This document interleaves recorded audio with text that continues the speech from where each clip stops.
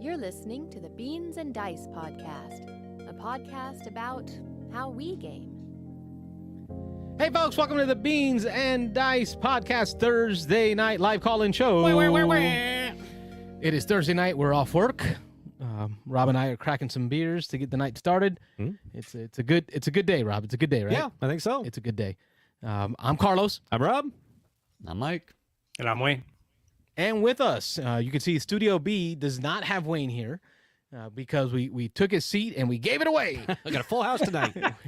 we improved the aesthetics. I will say that with Wayne gone, the aesthetics have improved. Thank you. Yeah, smells better. That's for sure. Yeah. With Sorry, us Wayne. today from the Tampa Gaming Guild, our friends Russell and Chris. Russell, say hi. Hi. Chris. Hello, gentlemen. That way everybody can see who's who. Welcome to the Beans and Dice Studio. Studio B for Beans. For beans, yeah. Which is just my house. It's a corner in my house. Yeah. Don't let the magic of cameras fool you. This is just We're crammed in a the little spot corner of here. my house. Yeah. Well, thank you for having us. Absolutely. Thanks for being on. Glad to have you with us. Just remind everybody, our Thursday night call-in show. The show is yours when you call in. So we're going to chat amongst ourselves. We're going to chat with these two fine gentlemen about what they're doing right now in the board gaming community. But if you call in, if you want to ask them questions, that's great. If you've got your own topics, if you just want to talk about something you've played, something in the news, something that's going on, Gen Con is going on right now. So if you want to call in and just chat about Gen Con, that's awesome too. We're going to keep the phones turned off for the first 20 minutes of the show, as we've been doing recently, just so we can kind of get into what we're doing here. We'll kind of spark some topics, spark some conversation, and then everybody can call in. And don't be intimidated. I've said this before, but I've heard from a lot of people that when we have guests, people like to just kind of sit and listen. But this is a call-in show, so go ahead and call us, ask these guys questions, or just, again, interrupt us and tell us what you've been up to. Very different than any show you're used to. Here, when you call in, the show is yours. For the next 10 minutes of your call, the show is yours. You are the host. You ask the questions. You direct the conversation. It's so different than most other shows when it comes to the board gaming world. So in 20 minutes, we'll open that up. But first, what we'll get started with is establishing some board game credentials with our guest. Yeah. So we'll start with same question to both of you gentlemen, and you know what? We'll let you roll off. We'll let you rock Rochambeau, however you want to do it. Who's for first? who goes first. Yeah. But I want to know from each of you, are you now or have you ever been a gamer? Yes. Yes. I'm a gamer. There you go. And I've been doing that for years. Started off with role-playing and then kind of transitioned over to board gaming in around 2011. Tell me about your first role-playing games. What was that? I remember when I was in school, I used to make up these mazes and then play with the other kids in middle school, I guess. Okay. And like I would on the cuff roll, I was GMing, but I didn't know that's what it was called at the time. You know, I would like create little places in the maze where something would happen, and I'd kind of make it up on the cuff. And then when I first saw, I guess it was maybe the red box of D&D. Possibly, or maybe it was second edition. I'm unsure, but I actually it was a revelation to be able to use the dice to resolve the stuff that I was just making up. So that's where I started. Well, And what about modern day gaming? So now here we are. You established you're ever been a gamer, but are you now? What are you doing now? hobby board games, yeah. Well, yeah, I've been playing board games since pretty much 2011. Mostly the kind of hobby stuff that is right behind you. I really enjoy, a lot of Euros. I like co-ops. And of course, I'm involved with Tampa Gaming Guild, which is all about board gaming and having a great place to play games. So that's what I'm doing nowadays. And to get into we might get into it deeper. We may not, depending on your answer. Do you have a favorite game? I know that's putting you on the spot. Right now, I'd say it's been this for a while. Pulsar, what is it, 2040? 2149. 2149. That's my favorite right now. I actually might play that for the first time this weekend. I just had it's somebody good. mention it to maybe play it Saturday. So okay, That game's awesome. been on That's a good my one. shelf of shame for quite a while, actually. Have you own it? You haven't played it yet? Yeah. Is I it still need in to get shrink? it to the table. I keep hearing good things about it. So It's a really good game, and it's like 3 or 4 paths to points, paths to victory, and you really have to be good at least 2 of them if you want to do well. Okay. Which is what I like. You don't have to. It doesn't have to be the same 2, and if someone's going down one path, you should be definitely going down a different path. Okay. But you've got to have 2 under your belt that you're doing well at if you want to succeed at the game. And I like that Good. dynamic decision about which way I'm going to go depending on what other people are doing. What is this Pulsar you speak of? it's I've a heard game. it, but I don't know anything about What is it? Suchi? What's his Is it name? Vladimir Suchi, maybe? Yeah, I think so. Wayne could probably pull it up real quick Yeah, for it us is. while we're talking. Is it okay? So Mike just looked at his shelf over there and said it is Vladimir Suchi. Good It's call. right down here. Yeah, there you go. Just off camera there. The whole shelf is the shelf of shame. Let's be Easy truthful. now, You easy. gotta get that to the No. table. It's a good game. Yeah, Mike is a All right. collector. Mike likes to get lots of games. But Not yeah. so much anymore. I've got you beat though on the gaming creds though. Oh, let's go. Yeah, So let's we switch have it up. Chris. Let's hear it. Let me explain to you the level of gamer that I am. Uh-oh. Okay? And it has nothing to do with my 500 plus collection of board games. Mm-hmm. Oh, he's just letting it out on the Yeah, table. he's putting it all out He's there. just wham, right on the table, just letting it out. Recently, my psychiatrist wanted me to do the ADHD test. All right, and basically, long story short, you got to hit the little button whenever you see a certain pattern. I did it. Within 3 minutes of the test, I had beat the test. Really? So I actually did not test positive for ADHD, and my psychiatrist was very upset. I'm like, don't give a gamer a test.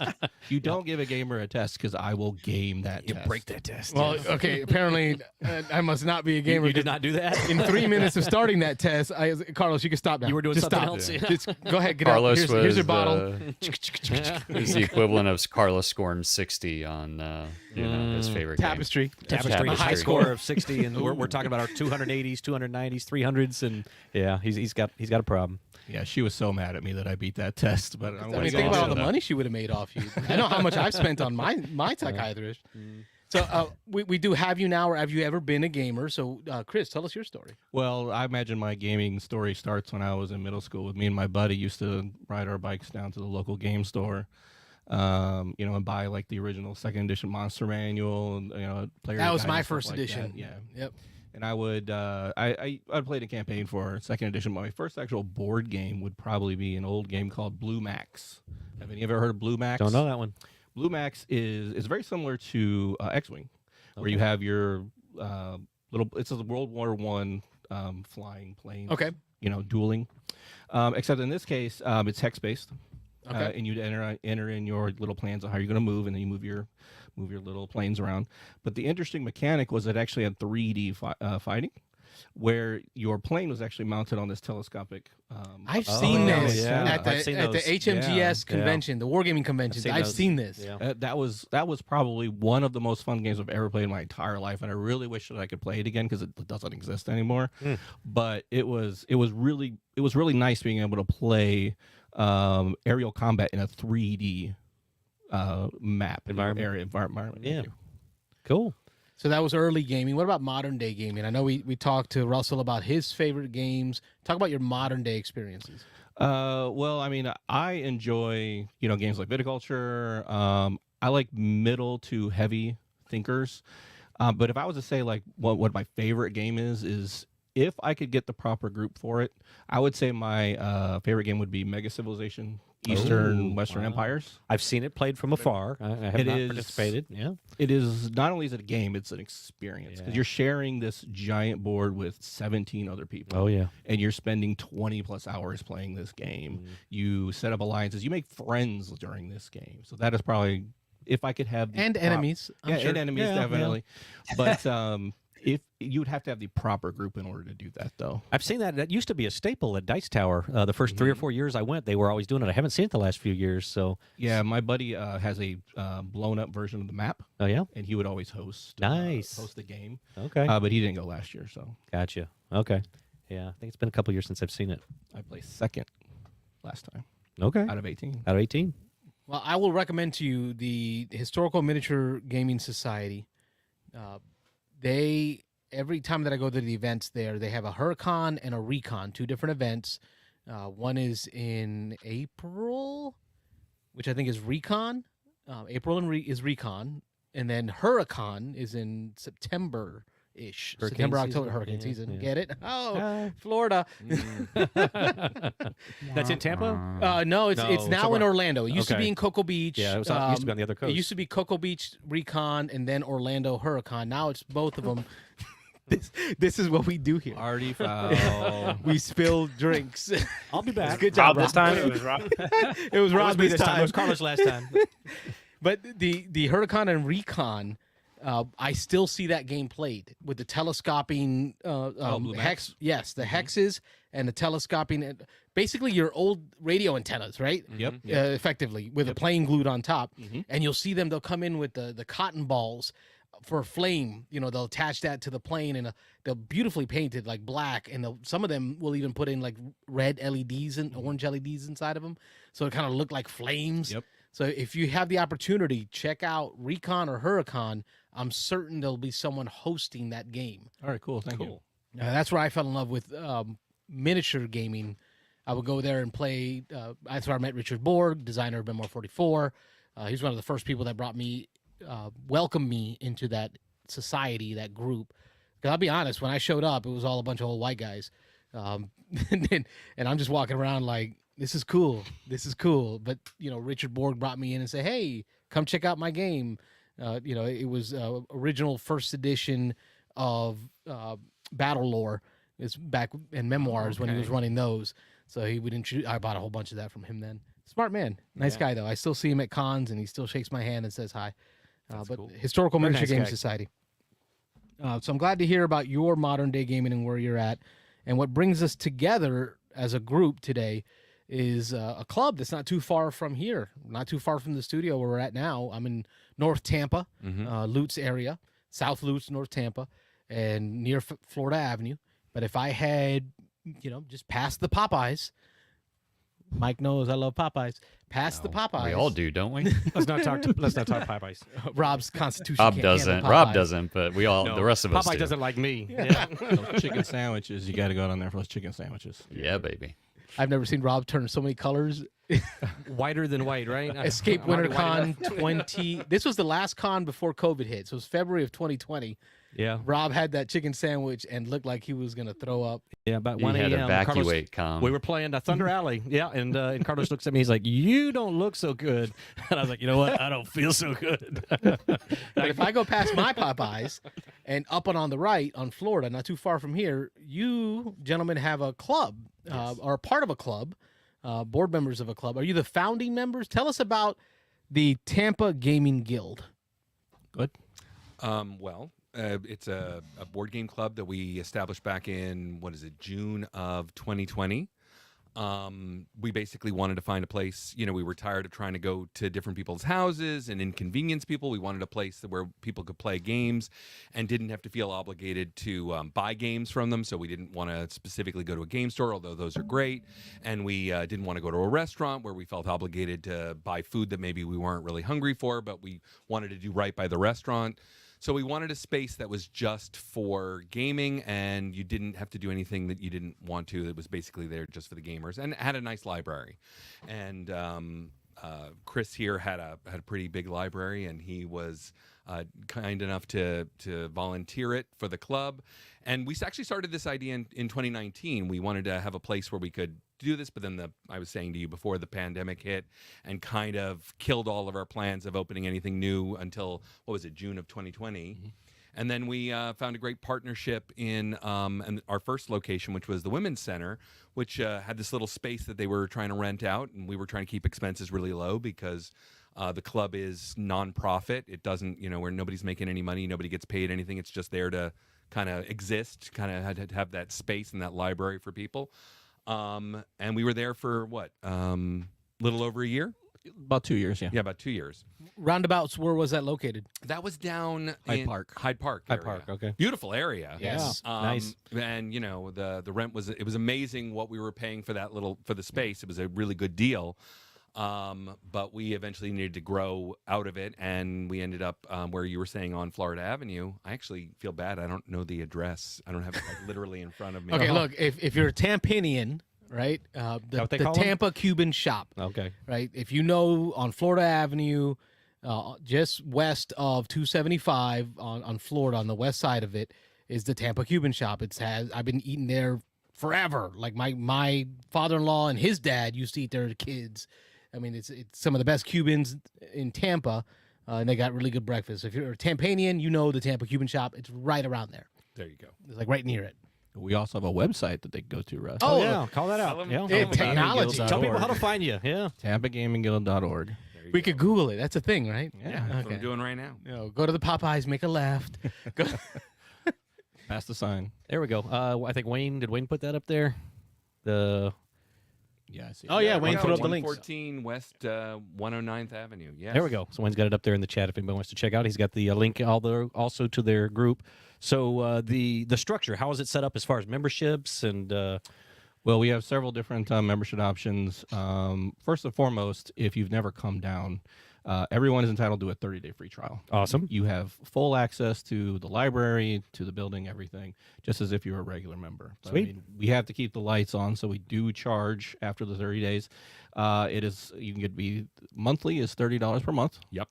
Or we also have a yearly option, which is $300 per year Right. as well. And if for whatever reason that doesn't work for you, obviously those kind of members are the ones that are coming, several times a month and they really enjoy it. But if for some reason that doesn't work for you, we do have an associate membership for the folks that are only going to show up maybe once a month, and that ends up being $10. Yeah, $10 just for the day. Okay. Because I was talking with Rob, I do want to try to host one of our monthly games days that we do. Yeah. At that location. I know it's not on a Saturday and it's not the second weekend. I think y'all are there on Sundays, the first and we third. do. Every week we're open on Wednesday from 5:30 to about 11 p.m. Okay. And then Fridays, same hours, 5:30 to 11 p.m. So Wednesdays and Fridays. And then the second and First and third Thank you. I always Sundays get that between wrong. 1 p.m. and 11 p.m. And all that information's on our website. Awesome. And the internet, again, it comes back. Holy Yeah. crap. No, we've moved our game day around to a lot of different places. I don't know, over the years we've had probably at least 6 or 7 different places we've done it. So No. Armada, your cool, turn. Cool stuff. Your house. Cool, sir, in my house. 4 places. No. That's it. It really is it. That hasn't really been that big. Yeah.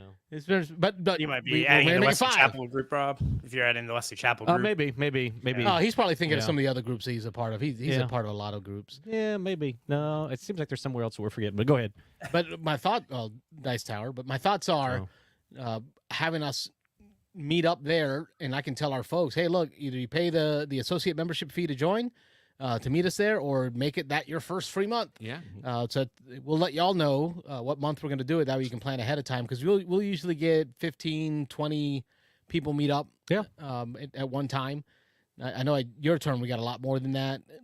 Armada, I think we peaked at about 22, 23 people. Yeah, that's about right. Yeah. Here at the house, I think a dozen or so, just over a dozen at most. We'd love that. We'd love that. We want people to come check us out, see if it's a space they want to try to, It's kind of what I want to do with it. Yeah, absolutely. And what's nice? Oh, I'm sorry. I don't mean to hit the You're good. microphone. Yep. But what's nice about it, is the fact that it's a club for the members. I mean, we have a board that kind of guides the club, because we were there when we were the ones that kind of created it. But ultimately, the members are going to decide, who's on the board, how the direction of the club. It is a social club. It's designed to be what the members need it to be. So let's touch on the game collection just a little bit too. I know Jim Odak, a fan of the group. He's been a member with you guys. Told me almost since the beginning, which is longer than I had thought. But he's told me a little bit about. So some of the funds go into purchasing new games for the collection. I guess the board kind of votes on what games get added.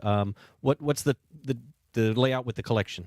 Well, go ahead. The board doesn't actually do Oh, the okay. decision I on, might have on the misunderstood. games that are. We actually have the members do that. Gotcha. Because Okay. if you are a member, we do as much as we can to make sure our members are able to contribute and actually, choose the direction that TGG is going. Okay.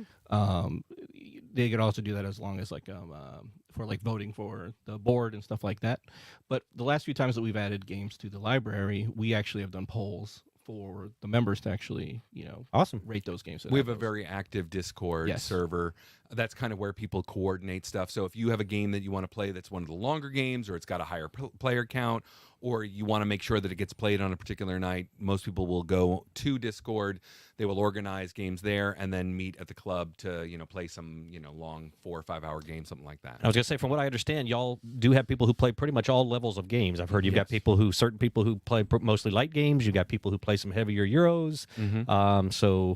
Good, awesome. There's always one table that sits down right at 5:30, maybe 6 o'clock. Oh, But yeah. they sit down for that Vita Lacerda, sure. on Mars, and they're there the entire night. And they're right at 11 o'clock. They're just at that point wrapping up the game, counting points, and finishing up. So there's always one table. Okay. But, So if you're into that thing, get there early and make sure you get or with that go on group. Discord Yeah. and There you go. organize. Set it up what you ahead of wanna time. Play. Yeah. Cool. Yeah, I appreciate you guys inviting me into the Discord channel, so I've gotten in on there, and appreciate you letting us post about the show a couple times in there. So that's always awesome. Yeah. We're glad to have you. All right, so, So it's the, 9:20. We open up the phone lines at 9:20. So at this point, be prepared. I have no control over this. Now, the folks that call in, they're going to host the show Yep. for 10 minutes. Might talk the about show will be anything. theirs. Yep. So Scary. phone lines will be open, folks. 813-616. What? You should know this by now, right? I've said it a few Did times. you change the number? No. 618-7099. Okay, there it is. There you go, 618-7099. It's only been 3 years. I don't want to give out my work number. Like, Oh, yeah, you've done that before. my work number is so specific in my head. I use it all week. I don't want to give out that number. 813-618-7099 is the number to call in. Beans and Dice podcast Thursday Night Live call-in show with our guest, Russell and Chris of the Tampa Gaming Guild. I think Wayne was going to jump in with something there, right? Well, because the caller just beat him to it. Yeah. Beans and Dice podcast. Oh, caller caught you. State your name, where you're calling from. Hey, this is Jim from Tampa, but currently in Raleigh. Oh, hey, Jim Nice. from Tampa, currently in Raleigh. ODAC, how are you, sir? How's it going? I just figured I'd call in, listen to you guys talking about time you guys got together. Yeah, I know. We've been talking about it for a little while. I appreciate you facilitating and helping us get this set up. But we want to have these guys on for a little bit. So I think you know both of these guys at the table, I assume? Hey, Jim. Hey, Jim. Yes, I do. Awesome. Yeah. You got any insights or anything you'd like to tell us about your stories? The show is yours Yeah. for the next 10 minutes. I'm starting the timer now. The show is Jim's. Go. Okay. Hey, I'm just happy to get you guys together. The Tampa Gaming Guild's been great. It's been a great outlet for me to play. Love you guys, but you guys don't have enough gaming time. Yeah, I know. We stay busy. It's how we game. Yeah. It's- we have times we play lots of games. We have times we play little games. But and that's why we build a community, so you can find other people in the community to play with. for sure. I'm not going to take up a whole lot of time. We just finished the game of Lords of Waterdeep here Nice. with the all expansions, the 2 expansions. Okay, so I'm aware of Scoundrels of Skullport. Whoa, What's there's the other two one? expansions? Yeah, so what's the other one? I don't. The Scoundrels and Skullport are What's the technically second two separate. expansion? Oh, it's 2 separate modules? Yeah, you can play them Two one at a modules. time. Two One modules. expansion. Oh, gotcha. Yeah. Okay, when I All played, right, I man. guess I always just combined them both in there. Man, So I was okay. ready to pop open Google and start searching. man. Do that Amazon search, yeah. And then while I'm here on Sunday, we're doing a Feldfest day. We're playing all stuff on Feld. Nice. Cool. I just played Merlin Yeah. last night for the first time. I haven't played that yet. Yeah, it was pretty good. Is it good? It was good. I think I like Castles of Burgundy better, but I liked it a lot. Castles the is right hard answer. Castles are hard to beat. So Yeah. Wayne neither is, one of us have played Merlin yet. Wayne is smiling over there. That is the correct answer. Castles, yeah. Wayne's a big fan of castles. Well, everybody who just bought that big I'm all-in waiting shiny on it. stuff. Are you still waiting on yours? I'm waiting on Carlos got his last week? A week before? I got it played. over there somewhere. Cool. But It gave me some anxiety. Yeah. he didn't want to unpack the box because he was afraid of how to put it back in there. Did you get the Sundrop version with the? No. No, I didn't go all man. the way. No. I did. I'm waiting on it. I got the mat, so you can see the mat rolled over there if you want to touch it. You're welcome to touch it. I got the minis for the castles, and that's about it. I didn't do the acrylics. I didn't go crazy. I went crazy. But Oh, you went all the the more way? videos I watched, the more people struggled with finding a way to put it back into the box. Mhm. And this was my first time ever actually doing a deluxe board game Kickstarter. I've done small Kickstarters like Mayday's Crocodile boards, a card game, right? But this is my first real deluxe, and it just gave me anxiety when I got the package and had to figure out how to put it all back in the box. That bothered me. Is it even going to fit on a calyx? It's when in I get it? there. It's gonna sit over there behind Chris, with Fast and Furious sitting on good. top of it. Oh, good. It'll fit. Unlike Carlos, Mike and I enjoy the zen of repacking a giant box from a Kickstarter. Yeah, I enjoy that too. We had that discussion last week on the show. Is that for some people that's therapeutic? Punching I don't games, know. organizing. Jim, games. you like deluxe games. You like really I deluxe love games. punching games. But what I about love when it doesn't punching go back games in the out. box exactly how you thought? Has that happened? Figure it out. Well, that frustrates the hell out of me. My man. Well, you do the Tom Vassell method. He says automatically just throw out all inserts and just put stuff in baggies and throw it back in the box. So that's Vassel's thing. I do fall down to that. There you go. Or at least figure out how to print something out to do it instead. That's right. You're a 3D printer. guy. Yeah, 3D printer guy. So Feldfest, what's on the plan for Feldfest 2023? Everything. I just learned Marrakesh today. I really like that. Oh yeah, I saw you post a Oh, picture of that. That's a lot of buzz. Mike made a noise. Mike, have you played Marrakesh yet? No, but I want to so I bad. want to too. man. Yeah, it looks cool. We need that for a T-shirt for Mike. That- I want to play that so bad. That tower that you drop this stuff into, man, it could really screw you over. Really? Is Wait, it like? Tell me about the tower. Is it like It's like Shogun. Shogun? Shogun. Is it? Yeah, it's a cube tower. yeah. You drop the colored pieces in there, and they don't all necessarily come out. Some get caught. Shogun. Like So if you're counting Wallenstein, on like Wallenstein, Shogun. Yeah, Wallenstein. Yeah. Mm-hmm.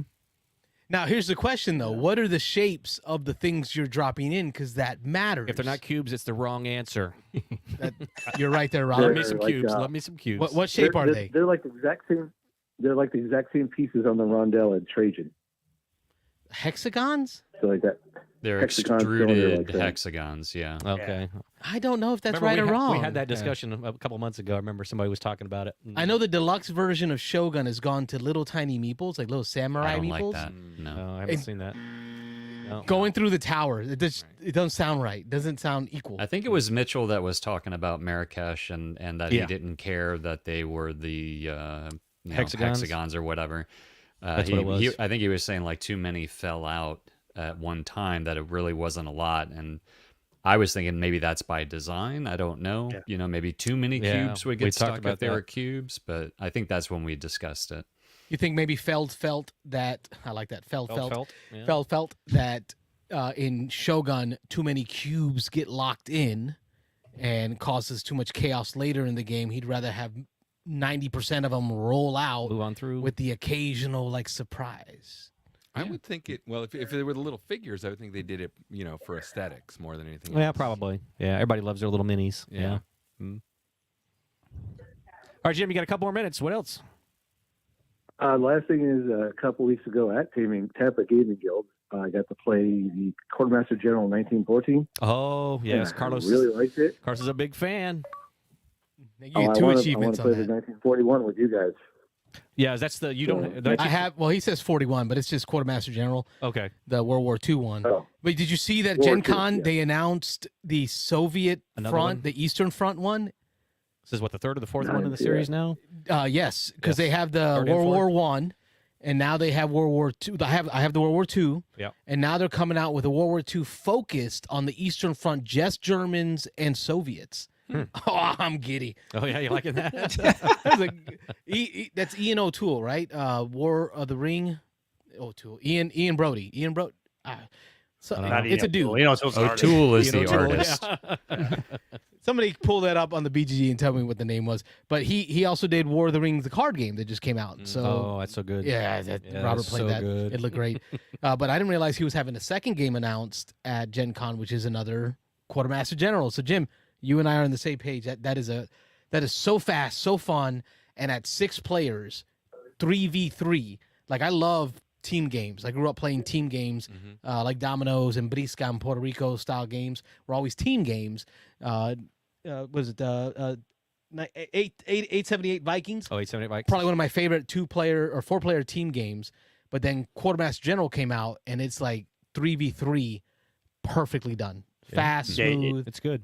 At the retreat last year, I got to play the almost the Overlord type version of Battlelore Second Edition with some of Vassal's crew. We've done That the was a lot of fun. We've done that. memoir. We've done Memoir 44. And we also did the Did we do the the full- medieval. We did medieval yes, with with Richard Borg with Richard himself. Borg, designer. Oh. Yeah, And we did Epic Red Alert, which is up there behind me. I have all his games. I love that guy. Yeah, Borg signed all my games. yeah. Red Alert in Epic form. It's so much fun when you do Epic. And I hosted, I think, 2 games now of Memoir 44 Epic. One of them at Your Turn Con and one of them at Armada Games, which is 4v4. Now, I'm not familiar. I've heard of the Overlord scenario for Mm-hmm. Memoir 44, but I don't know what when you say epic, what do you mean? Well, Same thing. as soon as Jim's done, I'll bring that back. Okay. We'll come back to. I'm putting that down. Overlord. I get this. He's gonna geek just out. be happy talking about Overlord. So yeah. And All right, you got a minute Carlos, and a it's half left, Ian, Jim. Ian Brody is the That's designer. it. Ian Ian Brody. Brody. Okay, here we go. The show's yours for another minute and a half, Jim. I'll let you go. Last thing I'll just do a shout out to the local cons here. They do Whose Turn is the con here in Raleigh. Which when they opened up Your Turn, I was like, is this the same people? What? I'm confused. Not your turn. Whose turn? But it's whose turn here in Raleigh. They do a con every year here, except the other pandemic is a gap. But that's it. Thanks for having me on, guys, and thanks for finally getting together and talking about the Tampa Gaming Guild. Appreciate it. Thanks, Jim. Thank thanks you, for Jim. Yeah, Thanks for making this happen. thanks for pushing thanks it for for this, yeah. connecting us together, being a member of both of these groups. We appreciate you, Jim. All right. Have a good night. Go play some games. You got to tell him that. Dude's Yeah. always playing games. Overlord. Memoir 44 Overlord is so cool because it's 4v4, right? Right. But you got your sectors still left, center, and right. So you have 3 generals on the front. Each one is responsible for a left, center, or right, depending on what sector they're responsible for. But then you have the commander in charge, the CIC, chief mother in charge. Yeah. That dude is the one that holds the hand of cards. And each round, he's going to give out cards to each general that allows him to activate a certain number of units based on the sector they're in. Each player still has a sector that they control, and he's going to give them those cards. They make the final decision on what moves, what activates, Okay. what attacks, right? But all you can do is give them the card to activate those units. Right. Then you get to pick one of those generals that you can get to go to, because as the commander in chief, you can only go visit one of those sectors, and that's the general you can actually have conversations with. You can So talk no to. talking with the other two. No, Right. everything Yeah. you give 'em just a card. dispatch them in Yeah, order. Give them a card, but yeah, that's Oh, about I'm it. hitting cameras, and Oh. you just pray that they do what you were trying to get them to do. That's Memoir Overlord, and I love hosting that game. This whole shelf system here is all Memoir. This 4x4 cube. You threw the word epic in there, but Epic's not anything different, right? Well, it's the same Overlord. system, Oh, okay. but it's for different names. So, for example, Oh, okay. Command and Colors, they call it Epic. Okay. Command and Colors Ancients. Ancients, Command and Colors Napoleonics, which is back here, they call it Epic. But in Days of Wonder, right, they're Memoir. different. They don't call it Command and Colors. They just call it Memoir 44 Overlord. Gotcha. So same thing, just different. So the There we game go. I played at the retreat last year was that setup with 3 generals and an command or whatever, but with Battle Lore 2nd Edition. Yes, that's fun. Battle War 2nd Edition is great. We got a call coming in. Beans and Ice Podcast. State your name. Where are you calling from? This is Ron Frazier from Atlanta. Hey, Ron. How are you, sir? I'm good. I'm actually right now I'm fiddling around with my newly purchased Wingspan nesting box. Oh, you just got boy. it, huh? Yeah, I got it Monday, Level Nice. Up Games. which is yep. I saw you on the TV. We spotted you. I think it was Mike. Yeah, Was it you, man. Mike, that spotted him? Yeah, games the with Tom Chris Hassel and E was crew. walking around. I was like, wait a second, I know that guy. Gave Ron a shout out there. He's like, Yeah, Ron, he called you out. You probably Yeah. saw that on the video. He said, "There's Ron teaching a game." Yeah.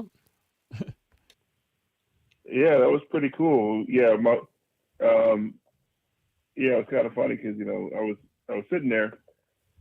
I hope that guy isn't watching, but the guy was playing Marvel Champions. Nope. He was completely starstruck. Like we stopped that game 3 times. Like I was teaching him the game, right? So he was interested. Well, for the folks And, at home, tell them what was we- going on at Level Up. Not everyone knows what was going on at Level Up. Okay. And where is Level Up? Okay. And tell them what was going on.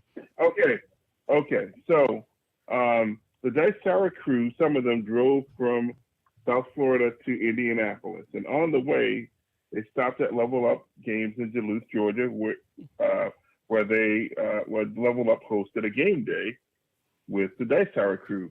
And what the Dice Tower crew did was they taught games and they played games with folks.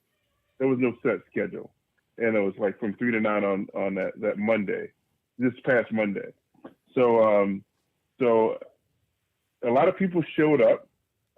Level Up is the largest game store by square footage in the state of Georgia. And I mean, you could see it.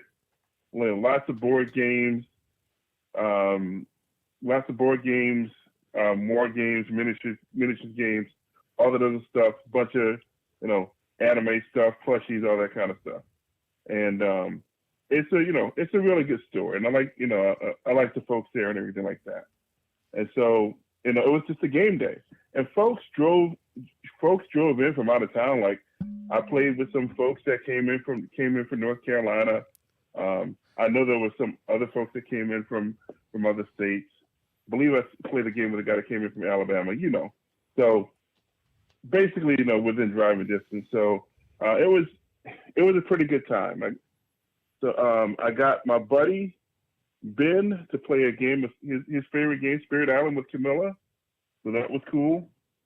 I was actually in that game, but I was too distracted with my kids coming back every 5 minutes, to ask me for stuff. So I gave up that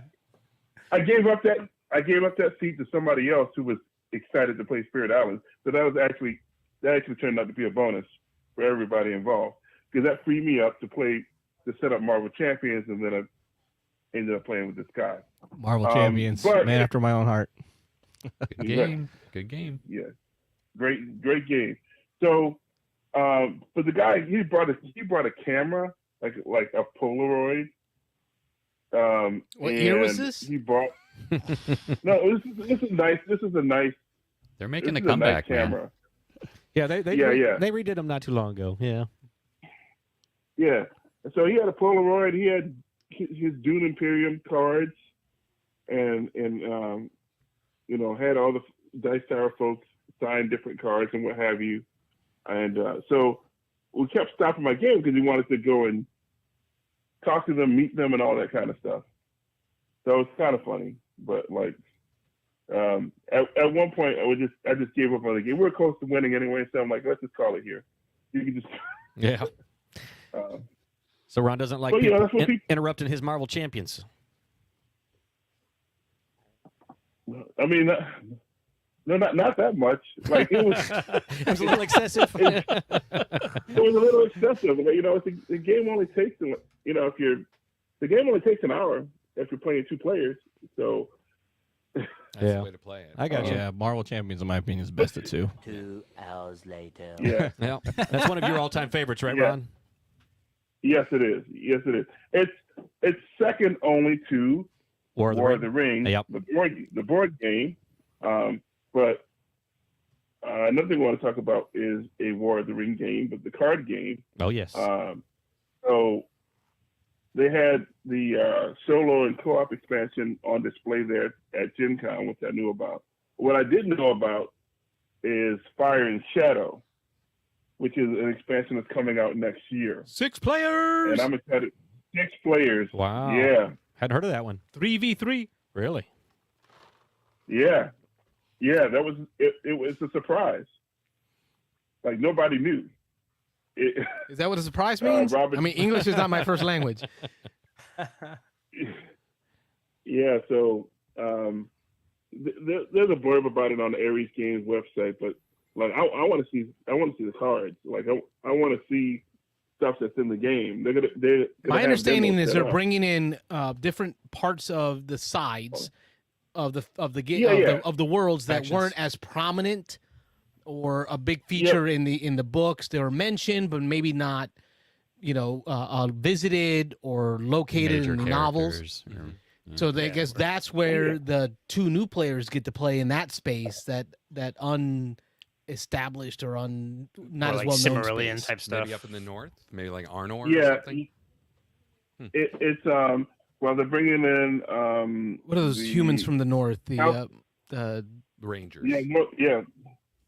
They're bringing, they're literally bringing in like the Northmen. Like it's a pretty plain faction. But I'm pretty excited about that. I would buy that sight unseen. And so, there'll be more cards, of course. So yeah, that's kind of the big news out of Gen Con so far that I'm pretty excited about. Nice. Lots of stuff to look forward to. And only maybe Carlos and Wayne would care about this, but on the role-playing front. I don't know. Russell's here. Russell, yeah. Russell's an RPGer. I'm also an RPG. Oh, There you yeah. go. Chris All too. right. Chris Just too. everybody Okay. but me. All right. I'll admit it. Okay. Rob and I will go to sleep while you All guys. right, me and Mike, we'll take a nap. We do a monthly RPG focused show. We've done that for a while They now. do. I don't. And yeah, Rob never shows I sit up. out on that one. He sits out. But what's up? What's up? Yeah. You got the 2.5 minutes left on your 10-minute show. Ron's a big-time RPG guy, so go ahead, Ron. Yeah, big time RPG guy. One of my favorite RPGs is the One Ring Second Edition, which is a Middle Earth based RPG, and Free League announced the One Ring Moria expansion, and which is kickstarting at the end of the month, and for anticipated release sometime in early 2024. So I'm pretty excited about that because a Moria supplement for a modern version of a Middle Earth game is a long time coming. Mm. So They haven't really explored the depths of Moria? no, Not not in the new since the stuff. Middle Earth role-playing game from the 80s. Not the Really? new stuff, yeah. I would have thought that would have been like a treasure trove of caverns and dungeon crawling kind of a feel. You know, Balrog fighting. Yeah, seems like it'd be perfect. Yeah, to make a long story short, the previous license holders were about to get into that, but the designer parted ways with them and took the license with them, and so they went over to Free League, and so now we're getting to see it. We would have seen it a couple of years ago, but they actually had announced, the previous company that had the license actually announced it, and then like weeks later there was this announcement that Cubicle 7, the previous owners, had lost the license. So Yeah, Tolkien Estate. it's been a Tolkien journey. Estate is hard to get licensing from. Was it Chris Tolkien, the youngest or the oldest Yeah. son? He's Right. a total jackass. Yeah. Yeah, I've heard that. Yeah. Tell me how you really feel, Wayne. Yeah, No, it's right. true. It's well known. Wayne's he as doesn't big an wanna RPG like guy as the rest of them, so I didn't mean to leave you out there when I was calling people out, Wayne. Yeah. That's all right. Yeah, he has passed away, so they have the Tolkien estate has gotten a little bit looser. Okay.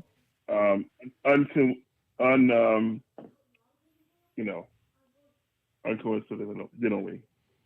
So yeah, I'm excited about all this stuff, and who knows what else is going to come out of the Gen Con. So, sorry I didn't talk about the Tampa Gamers Guild. I don't live in Tampa. Yeah, he had our Atlanta connection, Atlanta area, Georgia.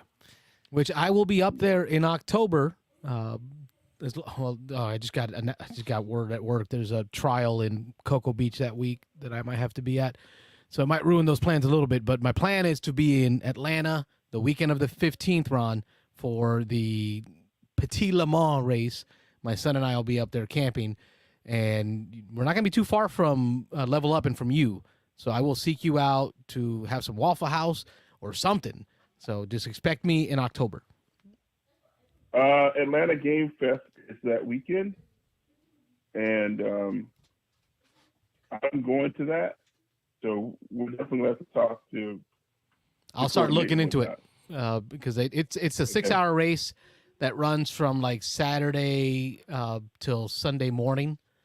So I'll have more time, but we'll figure it out. I appreciate you, Ron, man. All right. You guys take care. See you, homie. See you. Thanks, Ron.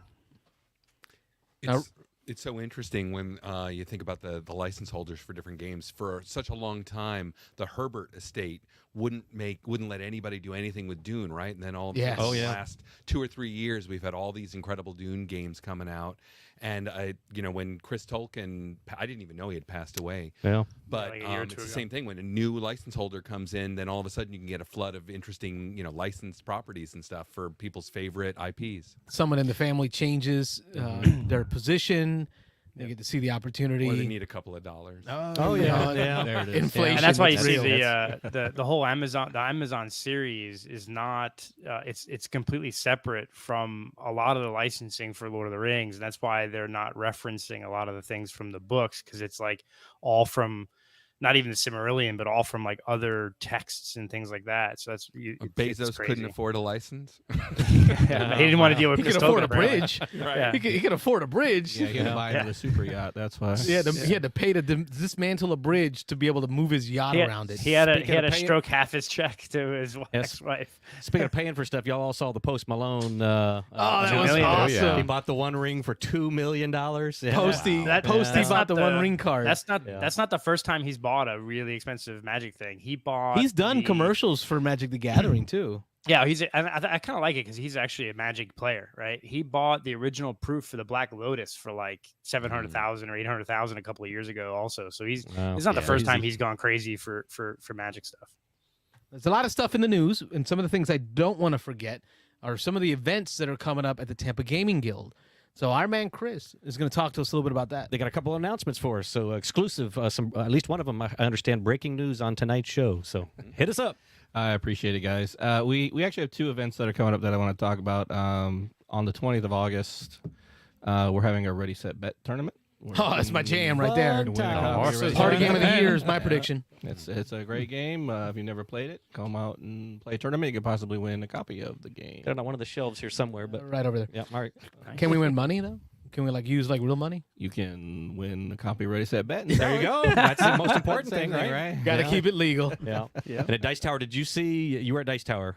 Did you see Tom's tricked out version? Yeah, that's actually how I discovered the game. Oh, I was yeah. standing there just wandering around like I always do, and Tom's like, "Hey, you come play this game." I'm like, "Okay, fine." Yeah. And it was a lot of fun. Don't you tell me what to He do. did that to me and Ron were walking by, and Tom was like, "Hey, Ron, get over here, play this game." He does the same thing like with Magical Athlete. I'm like, "What is yeah. this game that you are?" He putting in loves front that of me?" game. Oh, he loves that he game. campaigns for that game hard. Yeah. And it's so much fun. I've never played it. It looks like it should be terrible, but it's great. You played It's it, an Wayne? Awesome game. Which one? Magical What is- Athlete?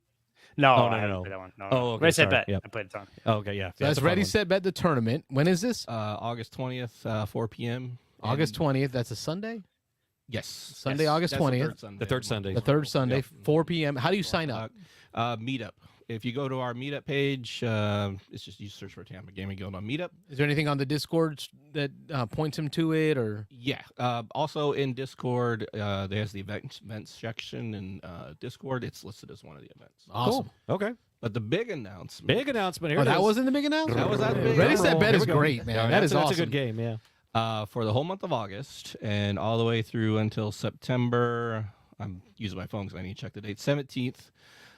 We are doing a joint game collection with obviously teacher herself, the crew of the Nautilus, one of the Gasparilla crews, and One Voice, which is an organization that does a lot of work for kids with cancer.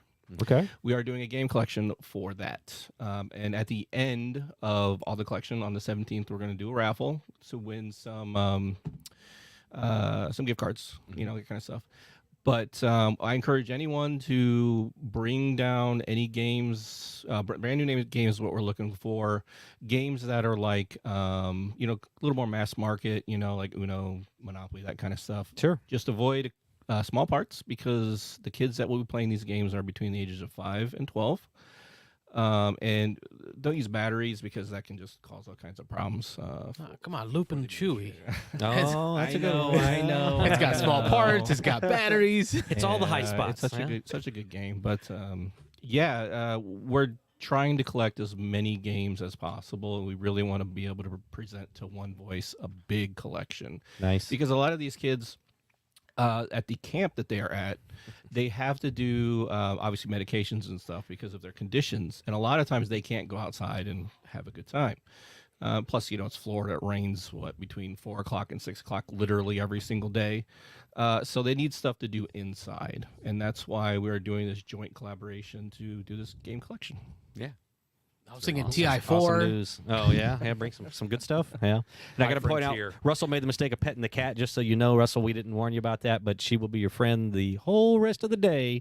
But Nothing don't wrong feel with that. Yeah, don't be afraid to thump her in the head or push her aside a little bit. Rob the cat yeah, lover. This cat's over been here. alive, I think, 16 years. Yeah. Just about the entire time we've had him that Rob's known him, and it's a dude. Oh, it's a dude. Yeah, not she. It's a he. Yeah. And he still doesn't know. Like, that's how much he doesn't It's, like it's my a cat. Yeah, I could Rob care does less. not like I cats. could care less. Yeah. And you are welcome to shove him away. Yeah, yeah. I like cats. If No, you okay. if anybody wants more information, I'm sorry to interrupt. Oh, the no, go cat. ahead. Yeah, no. I just had to point that out over there. Yeah. Focus on what's important. I know. Everyone's here to see the cat. Shut the cat up.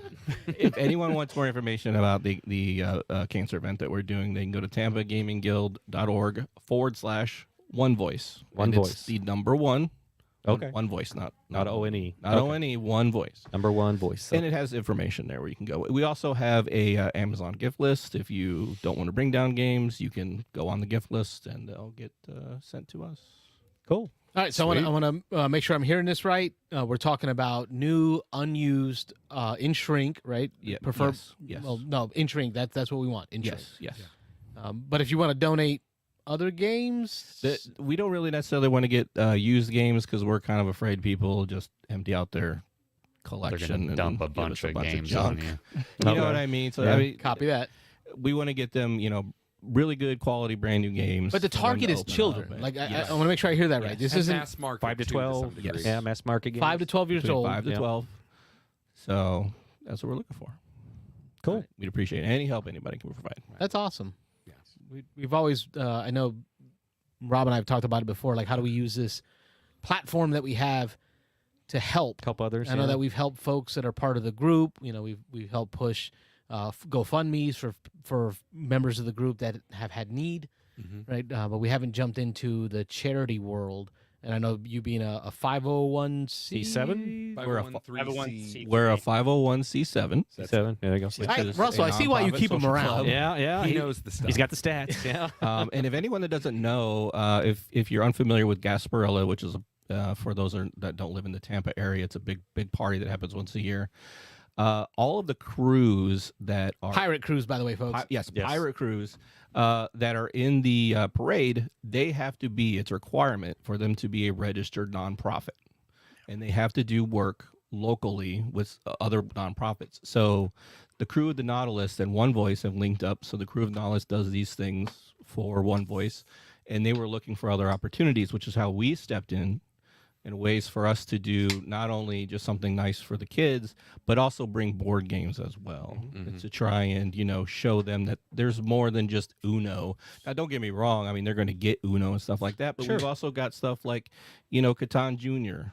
is someone donated. That's a great game. Right. I still like it as an adult. Yeah. There are some non-mass market games that will be very appropriate for. I mean, just look at the Haba games. Haba has a great selection of younger, targeted games. My first Carcassonne was a really good one too. Those kind of things would be great to be donated to these kids. Marvel United, and I know if you're at the right time at Target, you can scoop some of these up on sale Oh yeah. at decent prices. You were saying, Wayne? No, I was just two quick comments. I think what a lot of people don't realize is that you think about Gasparilla, you think about the partying and the throwing the beads and all the craziness. But like I have some friends that have been involved in some of the crews, and they like all of those crews raise a ton of money for charities. Like one of my They work very hard. It's insane. Some of these charities raise several $100,000 a year. Some of them for charity. So it's not just about getting drunk and throwing beads off of a float. It's they're working all year Not long. with that attitude, it's not. You ruin it, Wayne. I know, what they do after but it's they've great done though. all Like, the you don't donations. realize how much work they do all year long. Like they work all year long doing their. Yeah, I think charities. I've heard that Gasparilla is like the third largest parade in the country. It's the Macy's Day Parade, and then it's the in New Orleans Mardi Gras, and then Mardi Gasparilla Gras. is number 3. Yeah, so it's a huge thing down It's here in pretty Florida. big, yeah. And then I was gonna throw it out there, like if there's an Amazon like list on the Tampa Gaming Guild, I'll throw something up on our Discord and maybe do a beans and dice collection where people want to Venmo. We'll get all our money together and I like do it. a beans and dice. Yeah, and then we purchase. can contribute to them. Yeah, to Wayne's the Tampa Gaming finance Guild. guy. We trust him with Yeah, money. his spreadsheets and money. He's good. Yeah, He's kind of like our Chris. yeah. He keeps things, organized. Keeps us above board there. So yeah. It's kind of scary when I'm the one that knows all the information. I've got the memory of a goldfish. Oh, no, that's me. Just that's keep really notes, cool. I love copious notes. Like Wayne has his little diaries. Like, That's why I kept looking at my phone. I'm like, I feel so bad sitting here staring at my phone. Don't. No, during no, it, It's, but- it's good. We're good. This is how we game. Yeah, this Yeah, is how I wasn't in the conversation earlier because I was recording all the Dice Tower Award nominees and collating the spreadsheet between all of our votes and the Oh, yeah. community He loves voting. And saying all that- collating. collating and sorting and I'm a spreadsheeting. economist. What do you want? Yeah. All right, so we had questions to our guests here from the Tampa side. Wayne and Mike, any questions you want to throw before any callers come in? About The Tampa question I Gaming Guild, so about Chris yeah, and you guys talked Russell? about Wednesdays, Fridays, and then the first and third Sundays. How were Mm-hmm. those days come by, and is there options or for those that may not be able to make those days for various things? Are there different options or is there future plans for more days, or are you limited to those days? Well, the reason why we have those days is the building is actually owned by the Tampa Bay Bridge Center. They own the space and they use the space during the day, but the space is basically left vacant at night. And we've arranged for the costs that we're paying for Wednesdays and Fridays. We did a poll with our members to find out what days would be best, and this is our decision. And then we have the 2 Sundays. Now, like we said earlier, our absolute number one goal is to make sure that we stay solvent all the time. Sure. We hear of all these places, like all these board game cafes and all this stuff that closed down simply because of the fact that they don't have the income. So we are taking a very slow approach to expansion. We do have the opportunity, if we get to that point, to add extra days, but we also have the concern where we don't want to start splitting up our groups. We want to make sure that we have between 20 and 30 people in the building every single day. We want people to walk in and be like, wow, this is the place where I want to play board games on Wednesday, because there's people here and there's 7 games going on at the same time. If we split those up, you might have 2 or 3 games every single day for the same amount of people coming in. Yeah, it's real important to us to make sure that when you walk in, there's a bunch of people, so there's a nice crowd, and that a table is always, in an ideal world, a table is always getting up. A table is always ending a game, so when you walk in, if you don't walk in at 5:30, that you'll be able to pick up a game within a half hour of showing up. It doesn't always work out that way. I'm going to be honest. That's one of the things that we're working on, why we're trying to build the community up. But when he says we're being real careful to not split our days amongst too many periods of time, it's because we want to make sure we always have a good crowd, so that when you show up, there's a game ending and people breaking up, so that there's always something for you to jump in on. We're real conscious of that. We don't want people to be standing around. And just somebody who comes in first time solo, they're not coming with a friend or anything, they're just showing up by themselves. Do you have any host or anything like that? Do you have somebody who kind of watches for that kind of thing? Absolutely. Every night we have someone. Right now it's the folks that are on the board that are volunteering to do the hosting.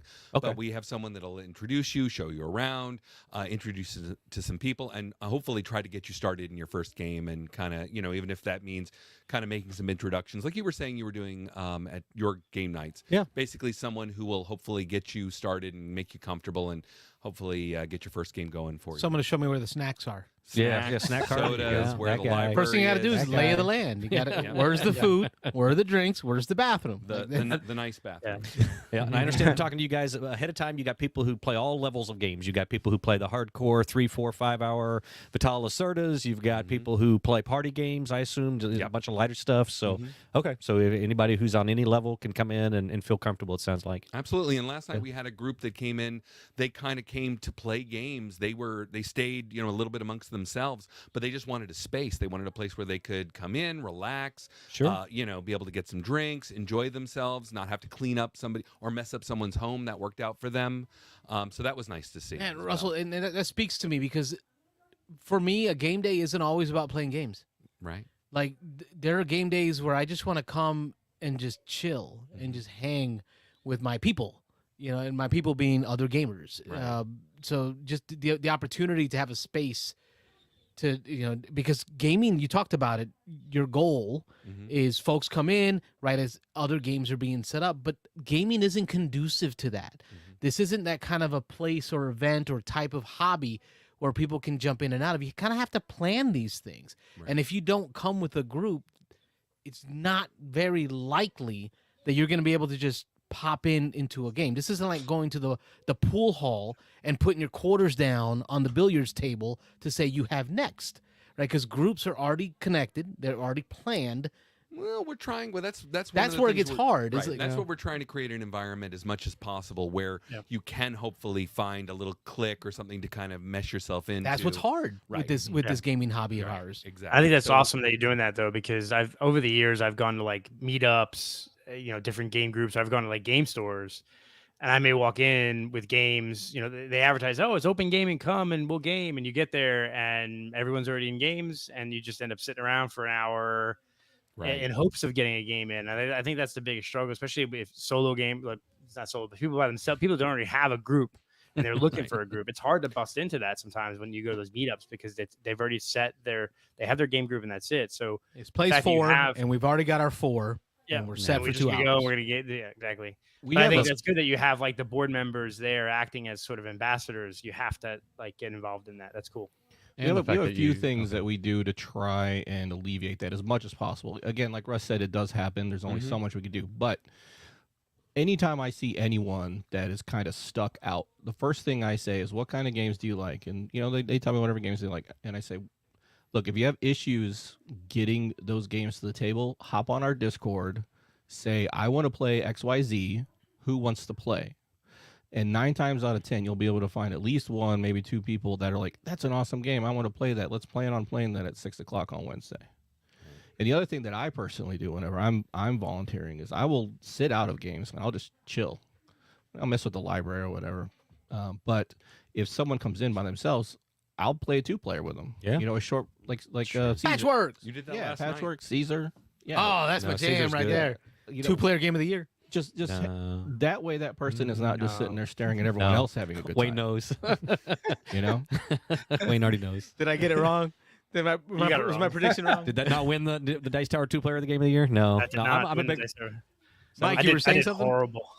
Oh, did you? Oh, I'm hoping I did better, but we'll get to that later.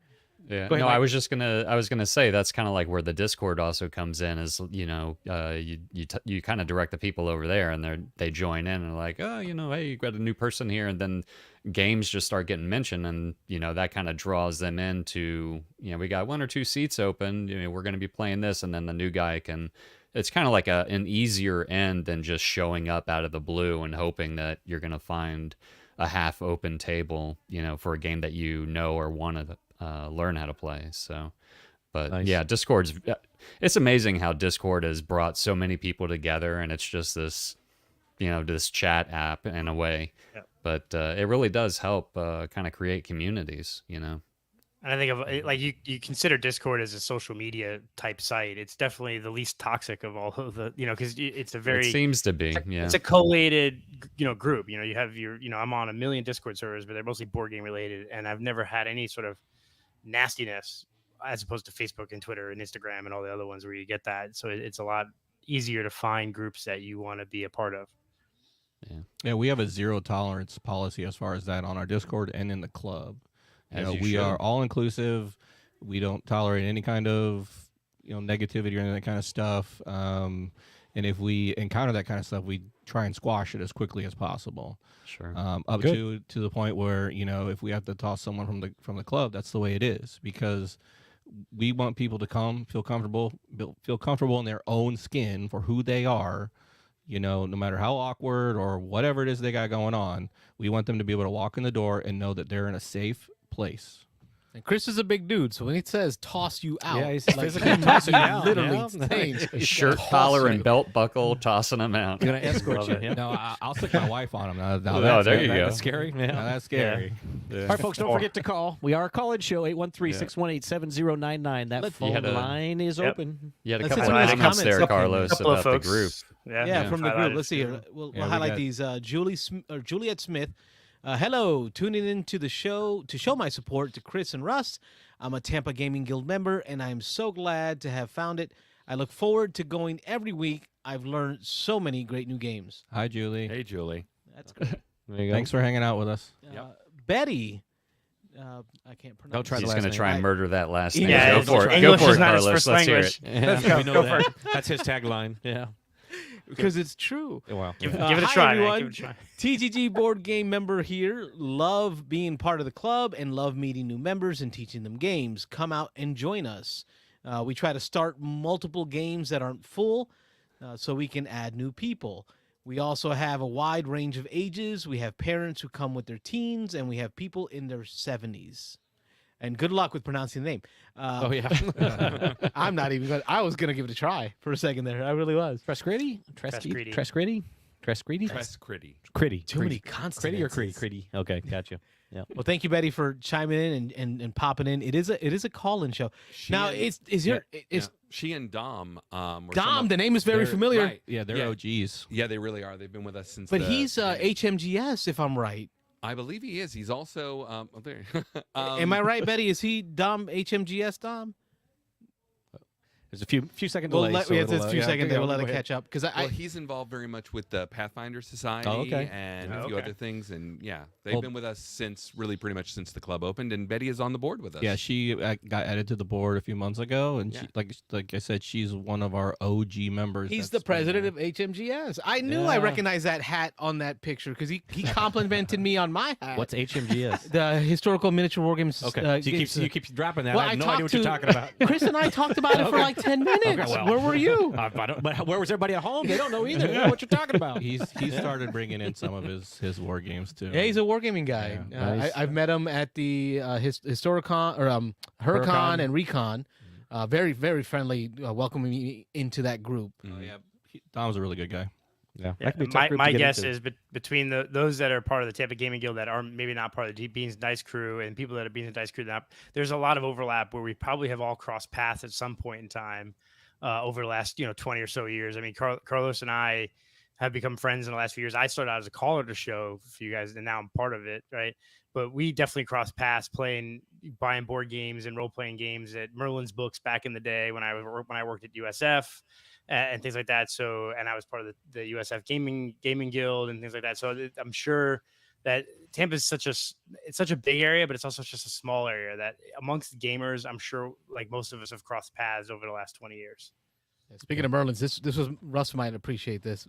Russell, she said Russ. I'll say Russ. Fine, either way. This was my last purchase at Merlin's Books. Oh wow. The ones you need to put the wax in. Yeah, you have to color in. He I knows love them. those. He knows them. RPG dice. You have to color in your own numbers. So when I was saying I started role playing, I was in the I think it was the Red Box set, Yeah. right? Mhm. That had like a set of these, and you had the little colored crayon you had to like work the wax into. That's great. That's how old school Merlin's was. And I'm sure I crossed so many paths with Wayne at one point or not. And that's how small the Tampa gaming community is. Yeah, it's a small world. I remember when I was a kid, I had one of these dice for so long that they started to chip. Like on Oh yeah. Yeah, it's a very the brittle points. plastic. he was get wore down and everything. He was showing Also me wanna this. Say and I was hi, Jazz. Guard these things. Hey, yeah. Jazz. Come check out Crazy. the new space. You'll love it. Oh, Jazz says in the chat, Jazz says, hi to Betty, Russ, and Chris, former TGG member here. Might be coming back sometime. It's a pretty good club. Looking forward to seeing the new space. Nice. Sweet. Hi, Jazz. You got to do that. Yeah. I gotta hit them all. Gotta hit them Pop all. that in there. So your folks are popping into the chat. Thank you for inviting them out. Did we ever Thanks for ask having us. Chris what his favorite game was? I know we asked did. Russell. Did he? Oh, I missed it. It was I missed the Blue Max. Oh yes, that's right. Well, that was his my- first that was game. his first my game. original board That was his game. first game. Yeah, my favorite, assuming I could get the correct group, would be Megasiv. Okay. Megasiv, yeah, you did 16 mention that, players. yeah. Is there a minimum? Is it a minimum of 16? Is it exactly 16? Well, if you have a full table, it's 18. Oh, it's 18. Um, Okay. Minimum, I would say at least would be 6. Okay. Because there's a lot of trading back and forth. Sure. And if you have 3 people, I mean, you can't really do any trading. So. Okay. Yeah. Kind of a fan of Forbidden Stars too, aren't you? Oh, I love Forbidden I Stars. couldn't do it. Oh, we I tried. love We it so tried. much. I played a whole game of that. That game has probably one of the What'd you best call combat me? systems I've ever played. I heard that. A whole game. a whole game. I'm always down for a game of Forbidden Stars. But listen, It's after 10 o'clock. where was? Oh, it is after 10 Yeah, o'clock. it is after 10. We're We have a good. little joke on the show that after 10 o'clock we can start dropping call it some, Beans and some Dice more after flavorful dark. language. Yeah. We Oh. get after dark after 10 o'clock. So if you slip, it happens. I can say HE double hit hockey Oh, sticks. Oh yeah. What? With impunity. We're not on the Dice Tower network, so we're good. Yeah, Can you that's okay. tell? Yeah, it's all good. Although But Tom has we were talked to us playing- about doing that. So anyway, Yes, we have. Yeah, yeah. Yeah, he talked to us. Yeah, yeah. Times. Again, he just said send him a video. Send us a video. We'll get you on. You know me, I'm audio. Yeah. I know. When it comes to Forbidden Stars, my issue was my buddy Zeno, Brian Zeno, Branzino. loves Forbidden Stars. Oh yes. So we played it at Escape Winter, or was it Dice Tower? Dice Tower. I played it at his house. I think it was Dice Tower. Yeah. And there was one turn where the combat between Oh. him and one other person took Yeah. 45 minutes. Yep. Yes. Yep. That's why I cannot I stand can't it. forgive it. Yeah, I that's- cannot forgive it. I can't. I'm out. Wayne, if Wayne's turn isn't coming up every 30 seconds, he's out. That's a long time to watch a battle. Yeah. So, Yeah. but there was so much. Like I was ready. We were about halfway through, maybe more than halfway through when that battle happened. Mhm. And by that time, they had built up so much forces. It was a very complex battle, card play, all that fun stuff that comes along with the Battle of Forbidden Stars. at that point, I was on Amazon about to pay 3 times the retail price because it's been out of print forever. Right. Yep. And then that turn happened.